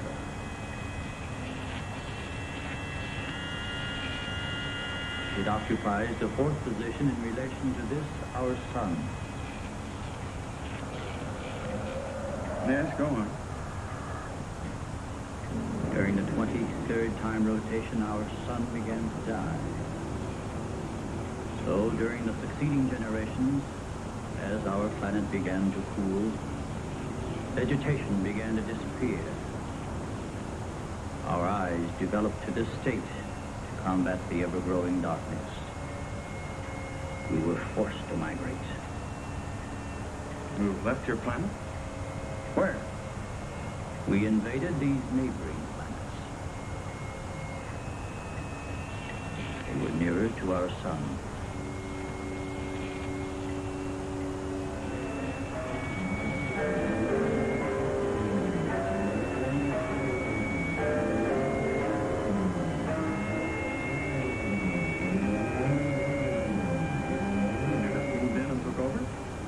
How many of us?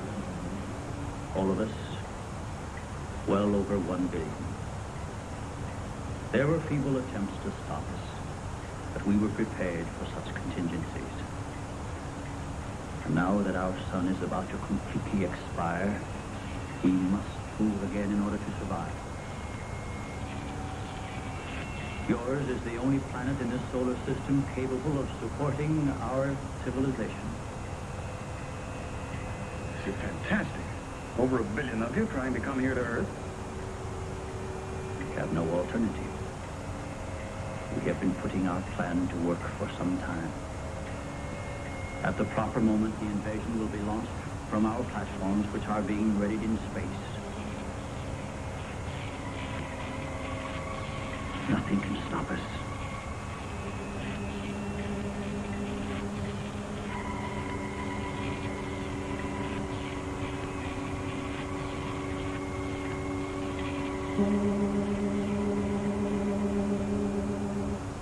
Insane. This is ridiculous. You cannot find your way in or out of this cavern. Do not try to leave.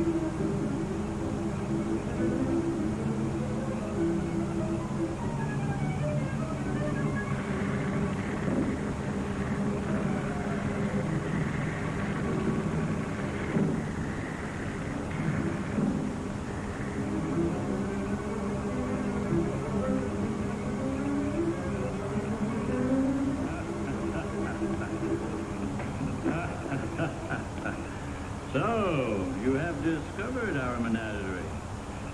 Don't you think you will be more at ease on this side of the cage?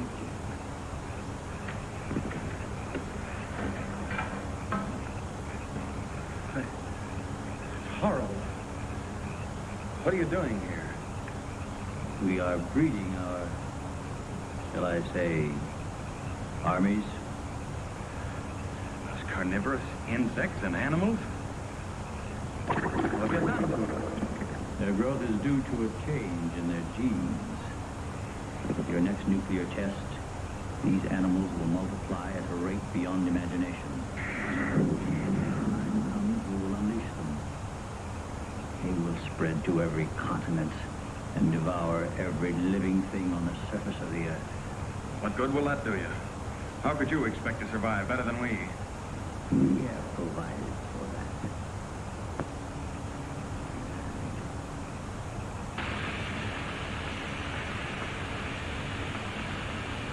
No, Doctor. Look over there.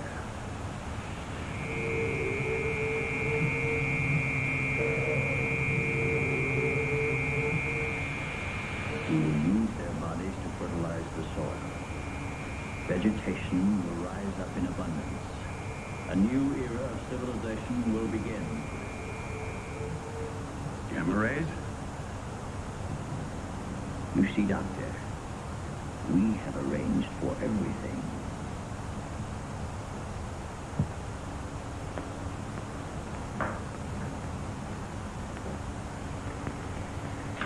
Wait a minute. All this equipment? Our nuclear storage units. To date, we have accumulated several billion electron volts as a result of your atomic explosions. Several billion?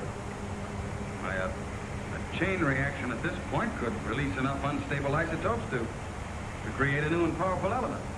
Might be impossible to control. True. An element that will never be known by your scientists. I can assure you the strength of this new element will be... This is a powder keg. Could go off at any minute. I assure you, Doctor, we have everything under our complete control. What force could possibly be strong enough to harness the...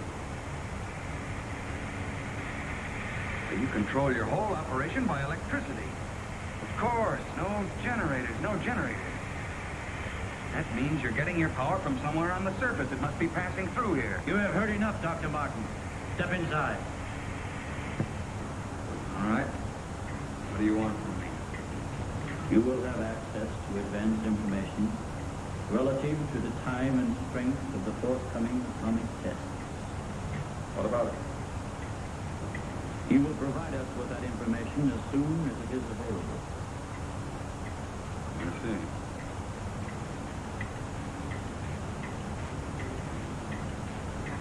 You're afraid of an overload.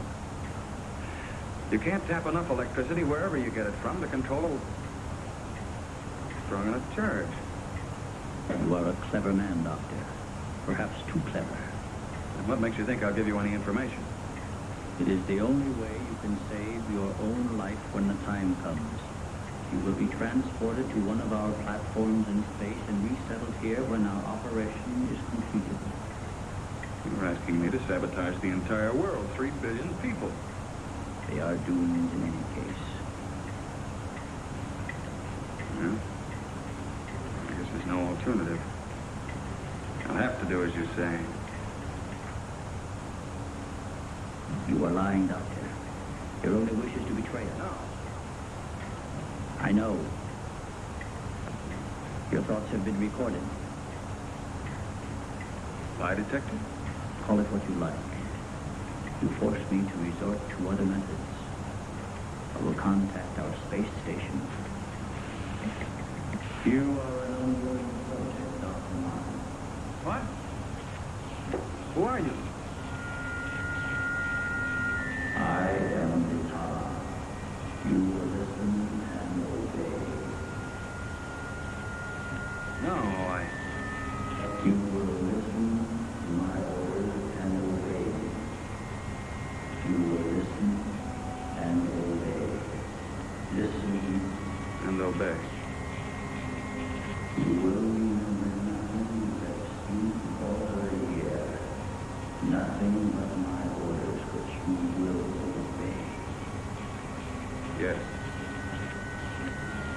You will obtain the data and bring it to the stone near the place where your plane was wrecked. To the stone. What have you seen or heard here? What have you seen or heard here? Nothing. Repeat my orders. I will obtain the data and bring it to the stone.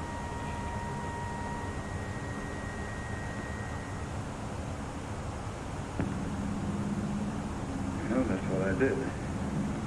Took the information to where they told me. I didn't realize I was being mesmerized.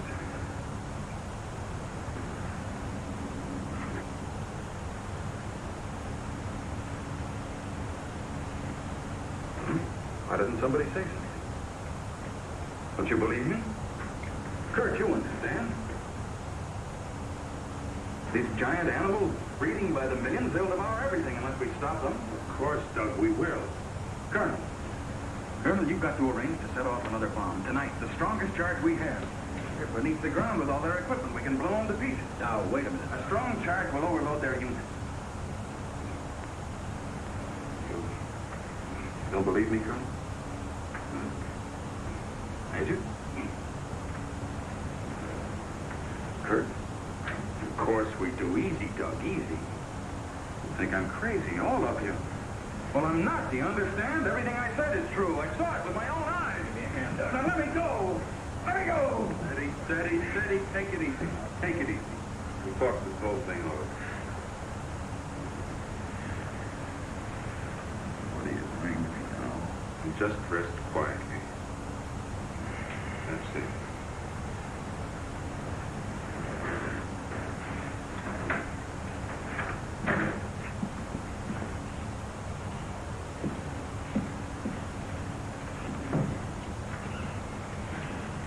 Mrs. Martin should be along any minute now. She went for their car. What'll I tell her? Well, he's in a state of shock. Tell her he's resting quietly. If you'll excuse me, I think I better wait for her at the information desk. Well, Dr. Martin seems to be indestructible, except for those hallucinations. Those weren't hallucinations, Colonel. Under the influence of sodium amytal, a patient loses all control of his imagination. Well, then he shouldn't be able to fabricate those stories. That's right. Major, you're not trying to tell us that everything he said was true. Look, gentlemen, I can only give you the medical facts. As for the rest, you'll have to decide for yourself. Excuse me, please.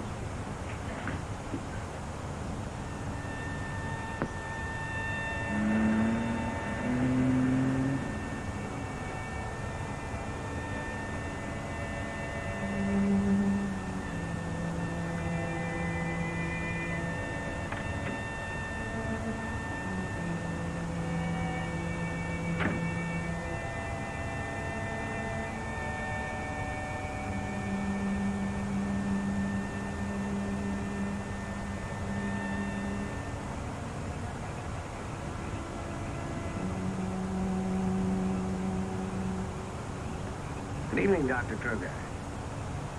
Chilly, isn't it? Oh, Mr. Briggs, you startled me. I didn't expect to see anyone here. Well, neither did I, Doctor. Well, I suppose you want me to explain why I'm here. Mm-hmm.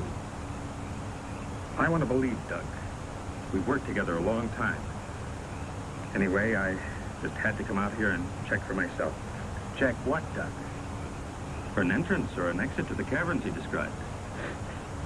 I'm afraid you're wasting your time. Cigarette, Doctor? No, thank you. See, we've already covered the entire area. We couldn't find a thing. Then, what about that scar? I'd like to see you disprove that. Oh, Mrs. Martin.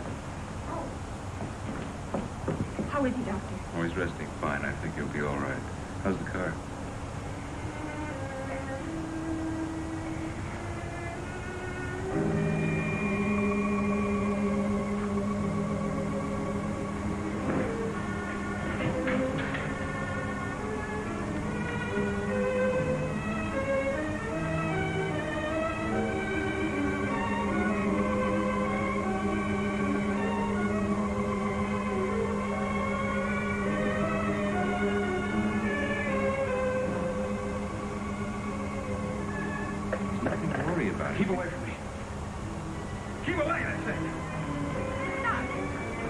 You're after me. Nobody talks to you, Dr. Martin. Keep away. Sir, he's trying to help you. I don't need the help.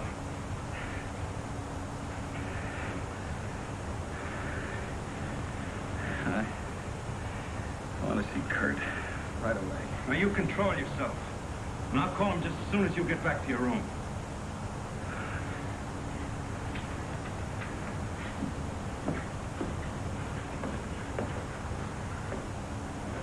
Now, you get back into bed and I'll call Dr. Kruger.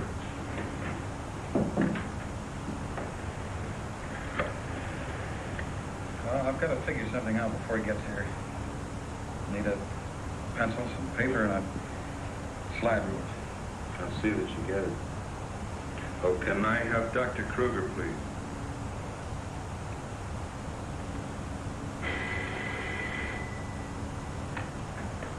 Dr. Kruger speaking.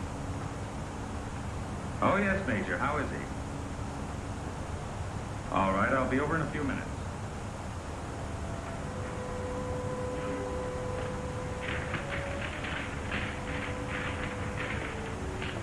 Doug. Doug.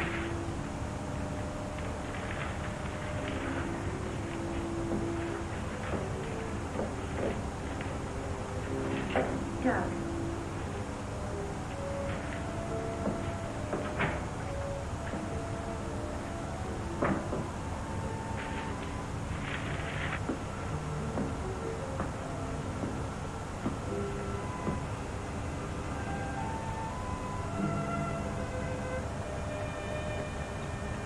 Kurt.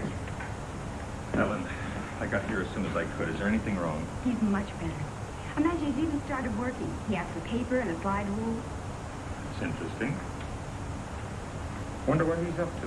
Formulas, equations. Anyway, whatever he says, pretend to agree with him. Major Cliff's orders. Of course. Doug. That Kurt's here. Hello, Doug. Just a second, I'm almost finished. I'll take your hat. Thank you. Kurt, let's face it. I know that you all think there's something wrong with me. No, of course not. No, I wouldn't blame you after the story I told last night. Well, frankly, you did have us a little worried asking the bomb be dropped because of what you said. You don't believe me either. Kurt, I tell you, I've been there. I've seen what they're doing, breeding animals into carnivorous monsters. But I don't need a bomb to stop them. I figured it out. It's all here. Now look. Here's the nuclear strength of our last test. And this is the amount of electricity needed to control it. We see that. I had to estimate the conversion rate of their transformers. These figures are correct. Such transformers must operate on a constant supply of electricity. Where could they get that much electric power? Only one way. They must tap it from the main lines of the powerhouse. Could do it by parallel induction. Nobody'd ever know the difference. All we have to do is to cut it off. Cut off the power? We can't do that. It would cause untold damage for miles around. Such a power stoppage must be planned in advance. 8 to 10 seconds, that's all I need. That gap in supply will short out their resistors and the whole thing will go up. But you won't go along with that. No, not you. Doug, get back in bed. There are the car keys. There. Now, look, you're carrying this Out of my way. Doug.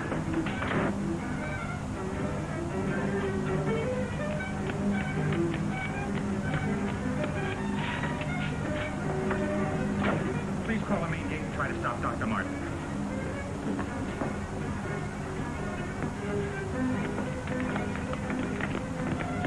Doug took the car. Hurry. Dr. Martin! Stop! Stop! He did what? How long ago? Right, we'll leave immediately. What's wrong, Colonel? Dr. Martin. He's on his way to the powerhouse. Wants to cut off the power supply. Let's go.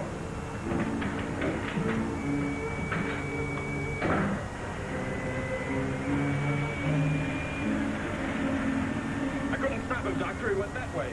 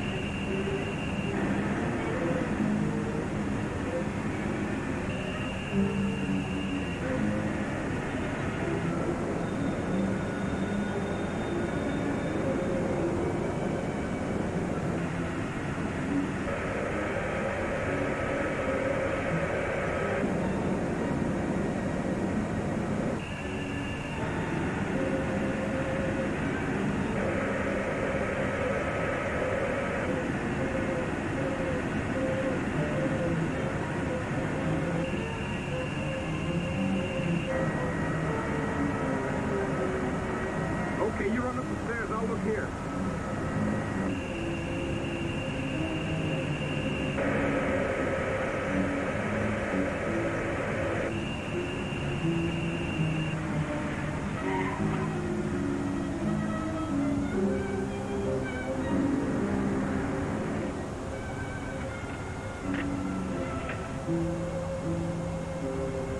There's a car. Come on, hurry.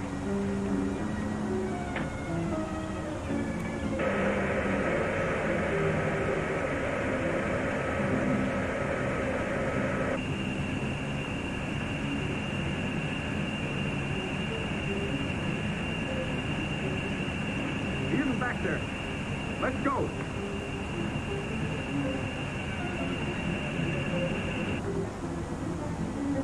Where's the driver of this car? He went into the building.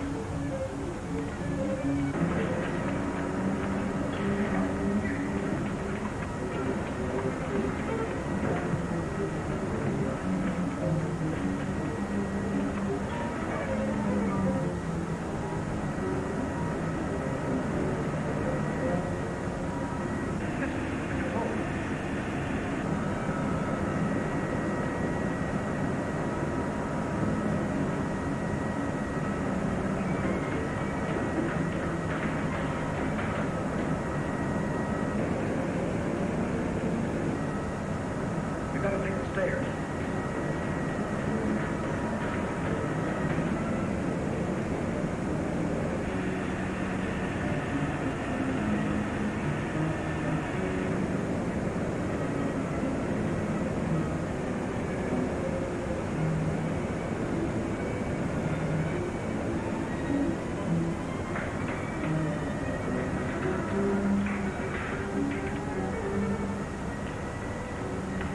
What do you want? Where are the main switches? What's the matter with you? You sleepwalking or something, mister? Where are the switches that control the total that blast area? Where are they?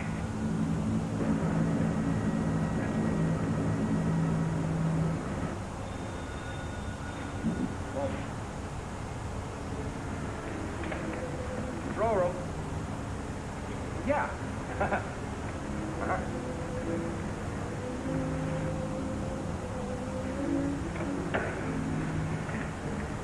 Come on, show me those switches. Come on. All right. Cut that power. Now look, mister, be reasonable. I said cut it.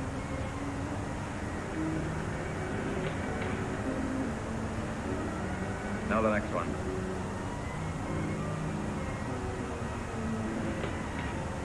Next. Go on. That'll turn the power off for 100 miles. Do as I say. Here it is.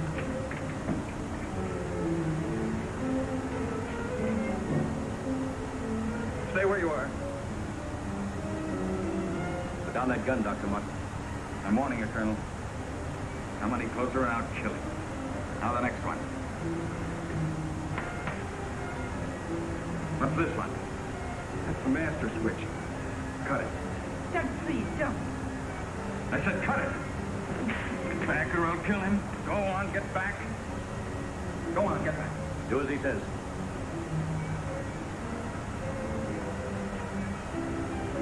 Give me 10 seconds after I cut the power. If I'm insane, nothing will happen and you can do what you want with me. But if I'm right. Now. 1, 2, 3, 4, 5, 6, 7, 8. Over here.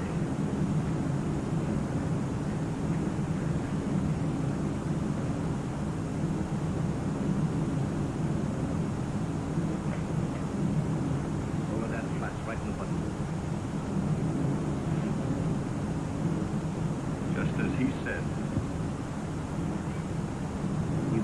of species.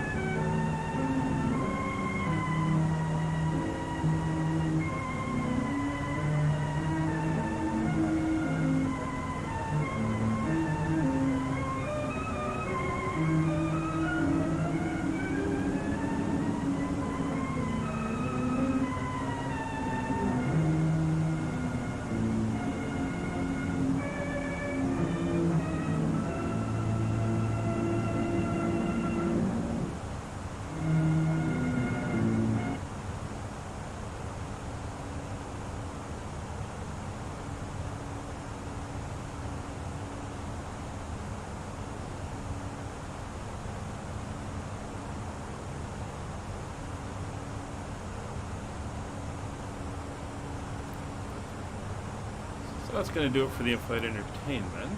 Now we're only about 20 miles from our top of descent. We've entered in our descent information. It's a hot day down there, 26 degrees in Yangon. A bit hazy. You can see it a little bit on the side there, 6,000 meter visibility. And as mentioned, we're going to be, very dramatic ending. We're going to be flying in on the Bagu approach, so we're going to be coming right down to Bagu, making a right turn. We'll be flying along this way to Gonas, down to Emerald, and then from there entering into the RNP for 03, which is basically 90-degree right turns, and then for the runway. And as I mentioned, when we park, we're probably getting off at Alpha 4, Alpha 5, taxiing back down here to Terminal 1 or 2.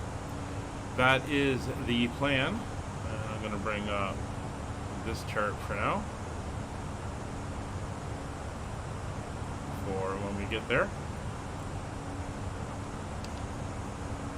So now we're just waiting to get down to our descent point,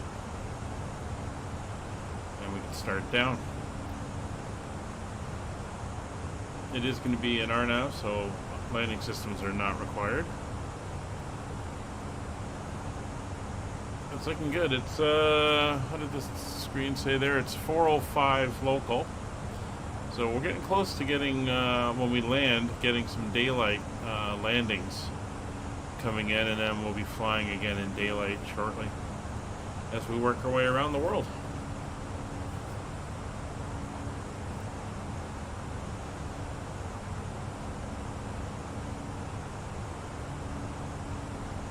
So we're coming up, so we're going to enter in our platform altitude, which is 1,800 feet. So we'll crank that in.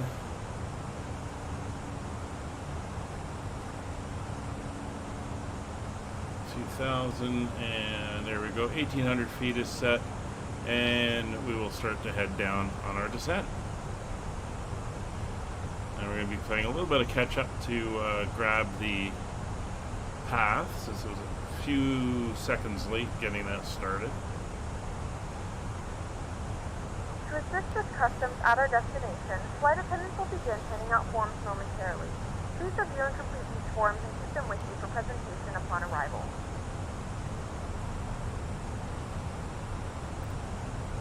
So we had left the seatbelts on for the flight. We'll just ding the back, let them know we're on our way down. Everything else is looking good. Cabin is starting to depressurize, or repressurize actually.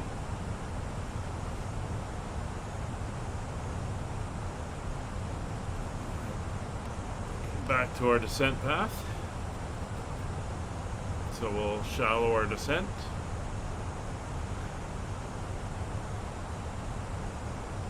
think it is still going to be fairly steep. Yangon area traffic, Skyways 5556, flight level 370 for the Bagu 1 Bravo arrival for the AirNav 03 Yangon.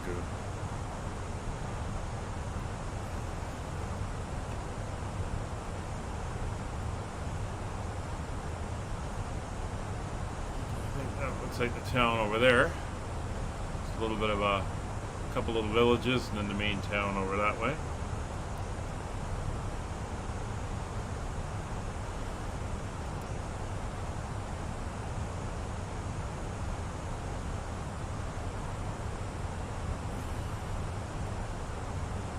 Everything is looking good. We have a maximum speed of 230 knots and above 8,000 at Bagu. So we'll see how we do. We're on the path now. It's looking good. See the restrictions coming in. Above Bagu is correct. 230 knots.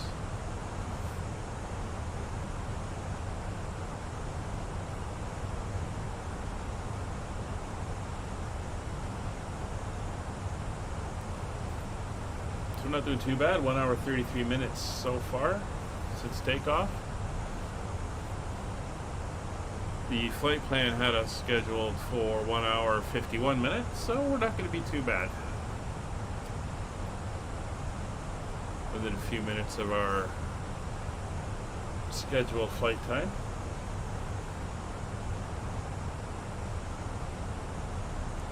So the arrival of weather data is all set. We've checked the stars and the approach. They are done. MCDU approach page is completed. Radios are set. Wing and engine anti is not required. Not enough moisture in the air. Well, it's going to be really hot when we get up the ground. FCP is set. 1800 altimeters. We'll set the standby.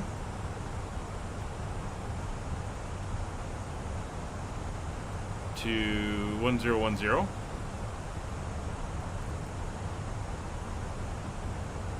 As a reminder, but that's not looking too bad. We might as well set it now. We're clearing down through it transition anyway. So that is set 1010. Auto brakes will be low, and our approach is briefed.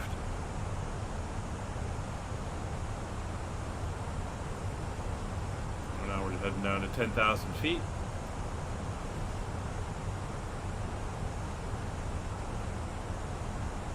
See us now coming in. We have to be above 4,000 at Emerald. I think it had us at 4,300 or something like that.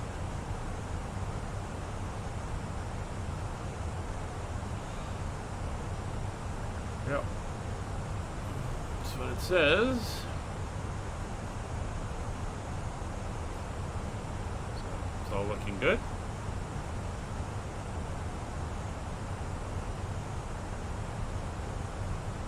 No, it's something I usually do anyway, especially with on VATSim, because sometimes I hit transition, they don't give us the new altimeter, so I just want to remember it's here rather than me having to look back over to the page to pick it up. I do it in the 3.7 as well, because the 3.7 I have to set manually.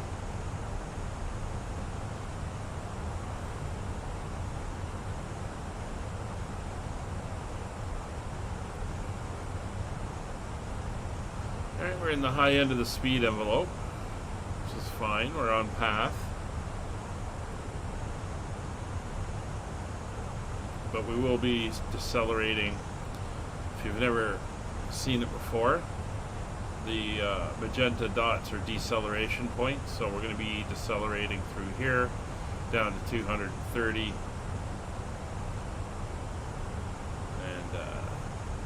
So that will keep us within the restrictions on the arrival.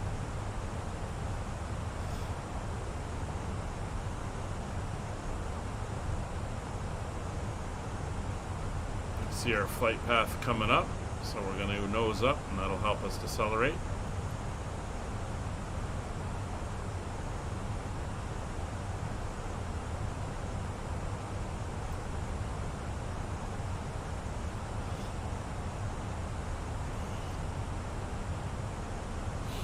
Kevin's still behind us. There's our turn. Yangon area traffic, Skyways 5556 at Bagu for the Bagu 1 Bravo arrival, RNP runway 03 Yangon. Flight level 199.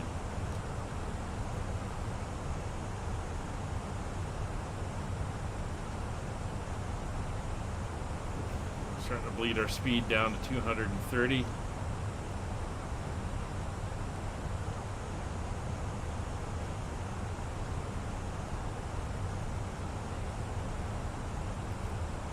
Come around the corner.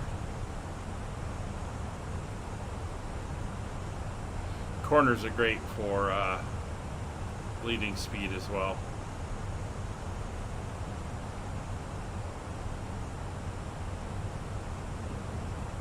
So we're not quite there yet, so we're going to give it a little bit of speed brake to help that speed come down. Get the nose down as well so we can get back on our flight path.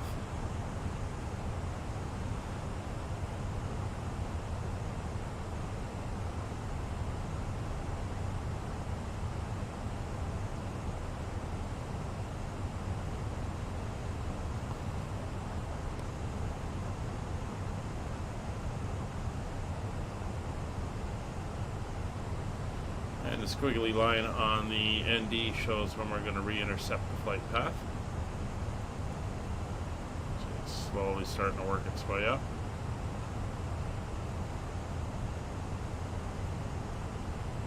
Keep the speed brakes out to help so we don't get going too fast.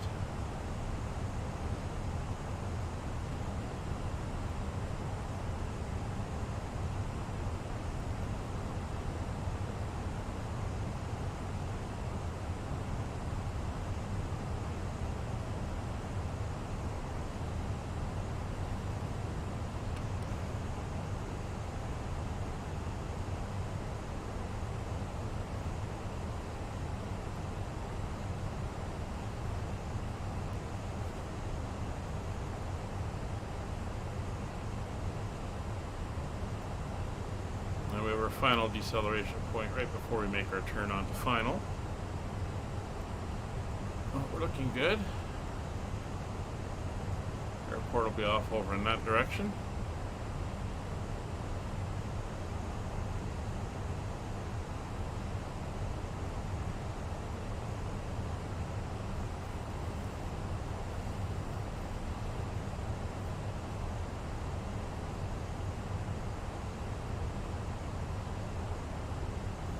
There's no traffic in the area, no ATC.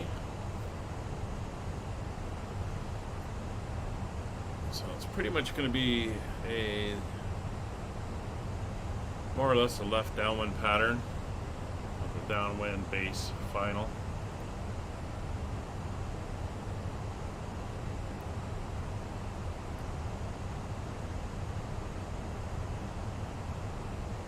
There we go, approach mode at any point since we are on the star. We'll wait till we're closer down to Emerald.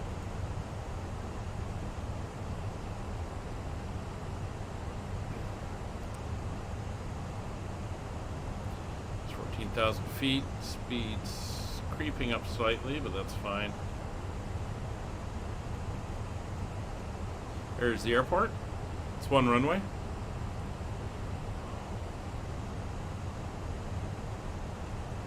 See that low haze over the city.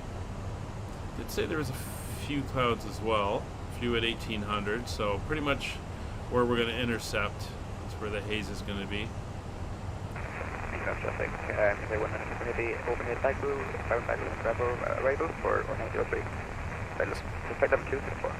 So we got an update to the weather. Winds have shifted slightly a little bit more to the northwest, but it's only 2 knots, so we're not going to make any changes to our approach. Just keep going the way we're going. It's all looking very good.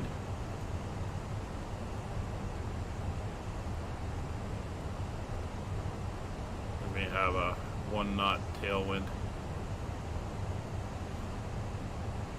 It's fine. Given the length of the runway, we will be more than okay.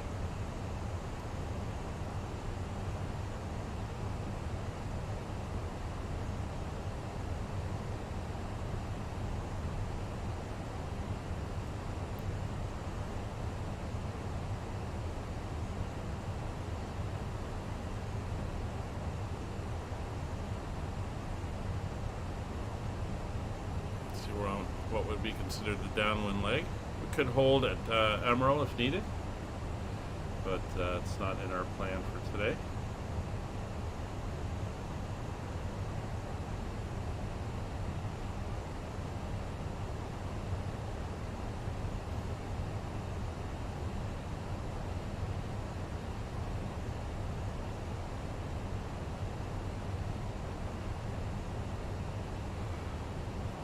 Going down at 1,600 feet a minute.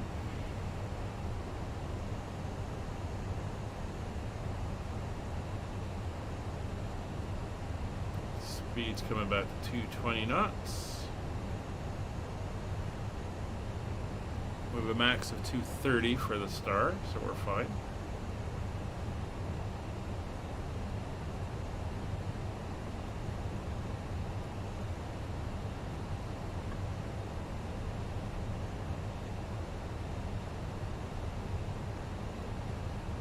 There's 10,000 feet, so lights are coming on. Turn off lights, we'll turn on. We'll turn on the nose lights just for the additional illumination. I'll ding the back and kill the dome lights now.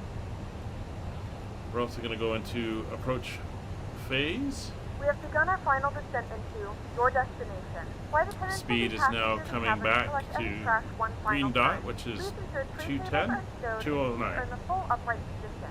Please also store any And carry-on approach items mode either in the seatback pocket or is under on. the We're seat cushion. final altitude Please and complete all approach Wi-Fi nav. related tasks and stow any larger electronics. And we are on the vertical and lateral deviation bugs. Everything is looking good.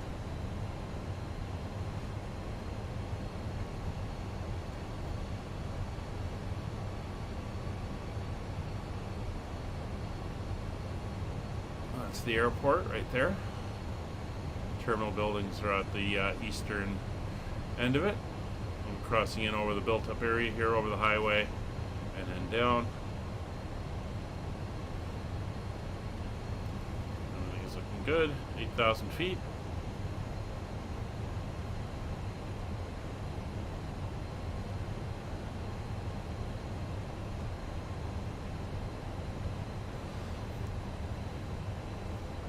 It's a 3-degree down pitch on the approach, so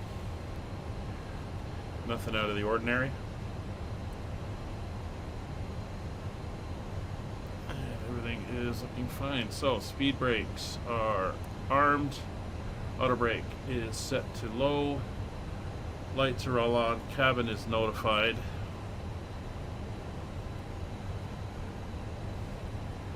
It's 1 hour 45 minutes. We had 1 hour 51 minutes on the plan, so it looks like we're going to be pretty close, down to the minute. Like I said, maybe a minute late. See how long it takes us to do the loop here. 7,000 feet.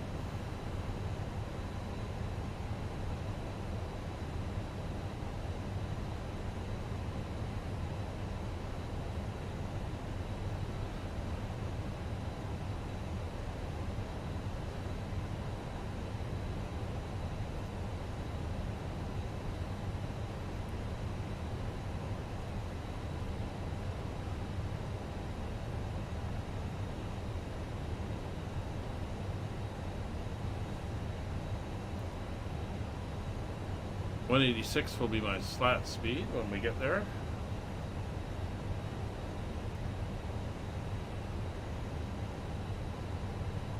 And flaps 1.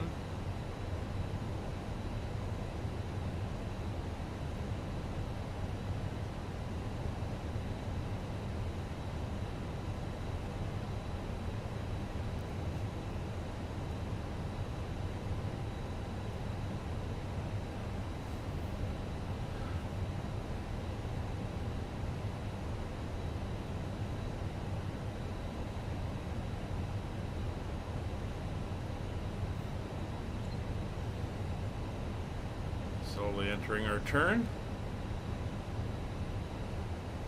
See the speed slowly starting to come back as we get into the turn. You tend to scrub off speed as the aircraft gets slightly more draggier in a turn. Up to 200 knots. Still descending. We're on final approach.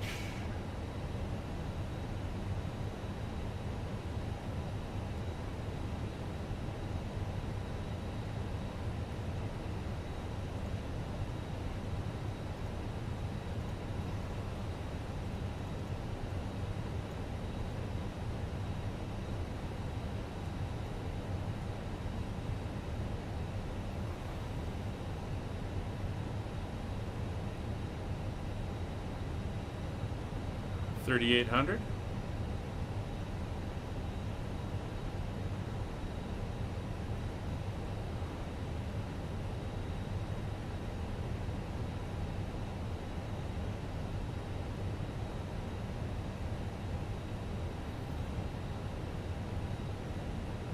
Decrease in our descent rate to help slow down to S speed.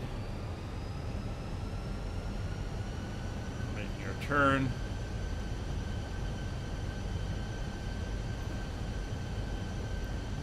Yangon traffic at 19 Tango Heavy, 9 miles from ML, or ML, inbound or now 02. There's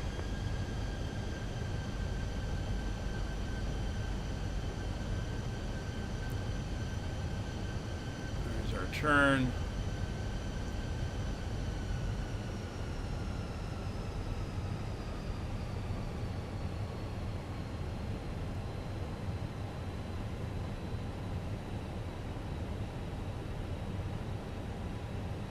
And there's the airport out ahead. There's Kevin. See him there. Yangon area traffic, Skyways 5556 is 8 miles out, established on the RNAV runway 03, 2600 on final. Alright, so gear down. 2,500. 2,500. Gears in motion. Kevin's flying past on the other side.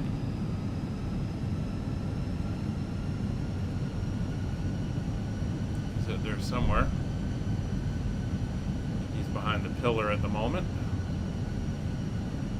Next stage of flaps.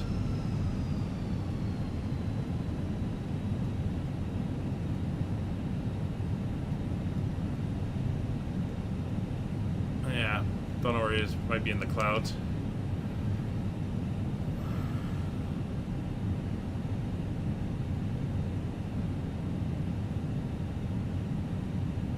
Flaps 3. It's 5 miles. Bring the speed back. There's 160. And flaps full. Speed's coming down to VAP.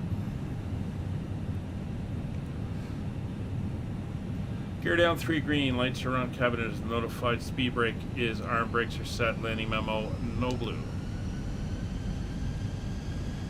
Airport's in sight, through the haze.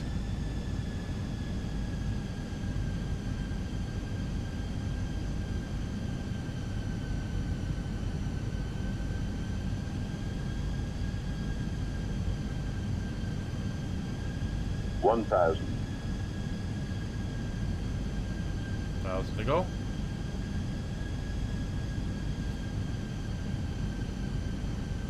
This approach is programmed in. You can see it in blue on the ND.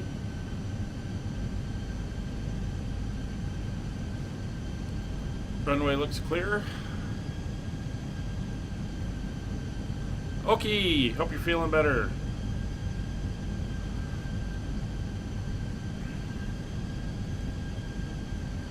So we got 4 whites on the Pappies. 500.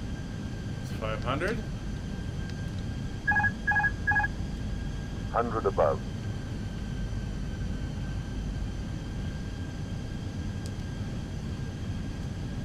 Minimum. Landing.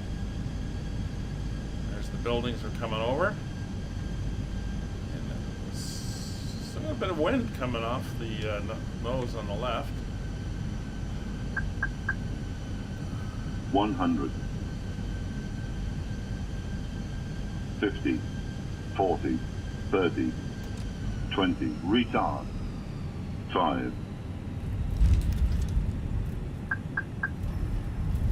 Down, nose is planted, a little bit on the reversers.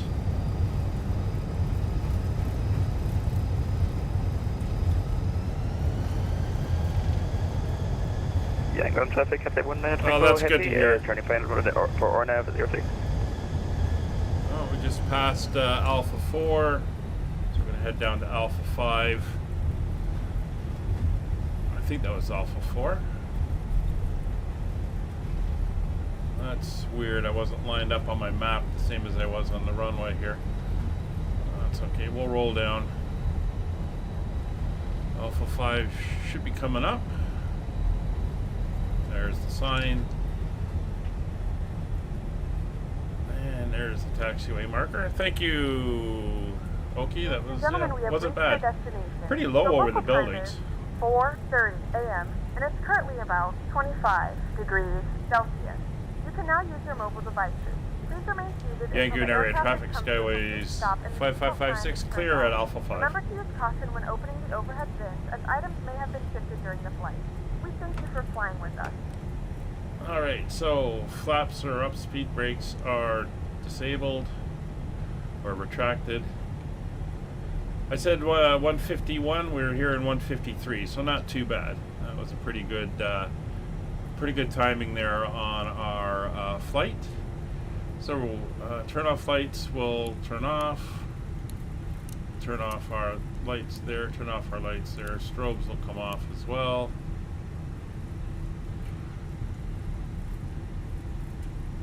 Weather radar will come off, transponder and TCAS will come off.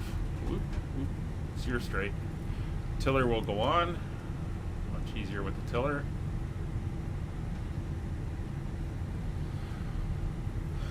And we will taxi down to the gate. Now Kevin's out there somewhere. Don't see his lights yet. We got a little bit of a taxi back to the apron here.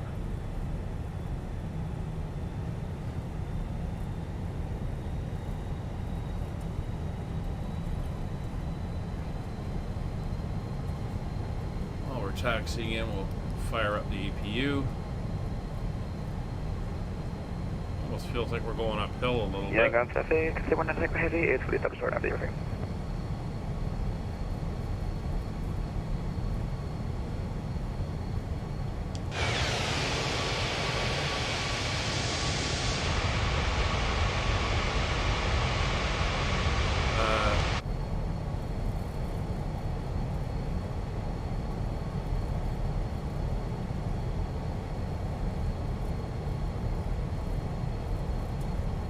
Be only a mile or two out. I'm not seeing you.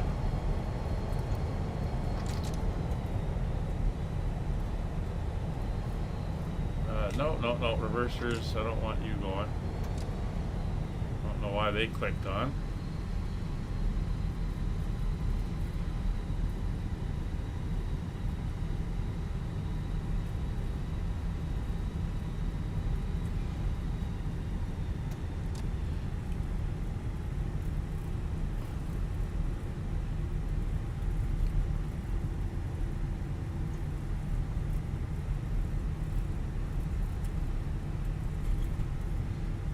Yeah, not seeing your lights, Kevin.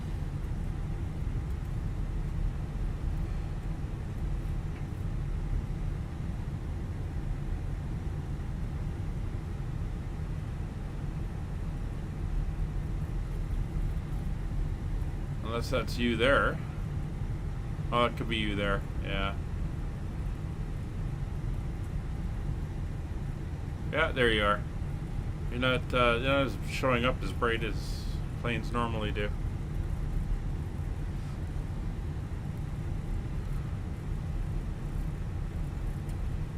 Looking good. Coming over the buildings.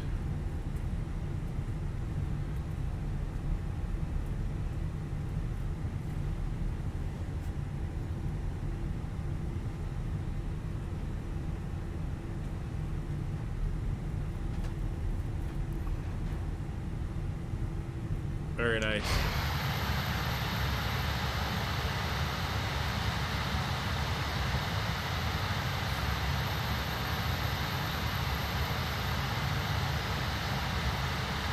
We're just going to go in and park here.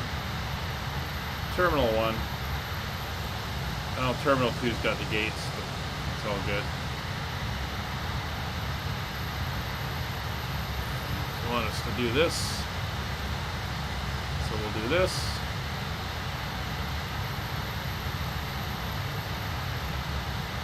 And there we go. Welcome to Miramar. Or Myanmar. Miramar's the Top Gun place in California. Anyway, here we are. Let's get the I'll kill the taxi light. We'll get our dome light on so we can see what we're doing. Let's get over here to our ground guys. We'll get some Yangon traffic, Cafe 19 Tango Heady vacated. Ground services in. Taxiing to terminal via Aswa. Chocks and GPU are connected. External power is now on. Engine control levers are off. Ground equipment is in place. Fuel pumps can go off. Flight directors will go off. Kill the beacon light. Kill the APU.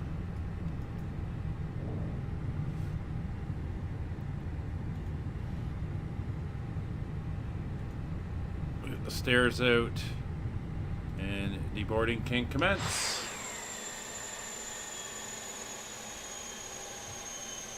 So that's going to do it, everybody. We are here in Yangon on leg 8. Looks like our next flight will take place for the series. Will take place on the 26th of December, a couple weeks from now, 3 weeks from now. When I'm back, and we'll be flying out of here in Yangon. There goes the cargo. And our next flight will be Wednesday. We're back on our tour of Scotland. We'll be doing a 2-leg jaunt that evening. A little bit of... Oops. Let me get the correct keyboard here. There we go. And we'll get the schedule up there. And our Christmas flight is going to be on the 24th of December. I'll put the thing up in the NOTAM before I head away on Thursday. But we'll be doing a Christmas flight on the 24th. Yeah, no, I can see some of your lights. You can see a little bit there, but yeah, you're pretty dark coming in. Anyway, that's going to do it for today's flight. Kevin, thank you for flying with us. Okie, nice to see you. I know Brian was here for a while. And we'll see you guys on Wednesday. Have a great day. Talk to you later. Bye for now.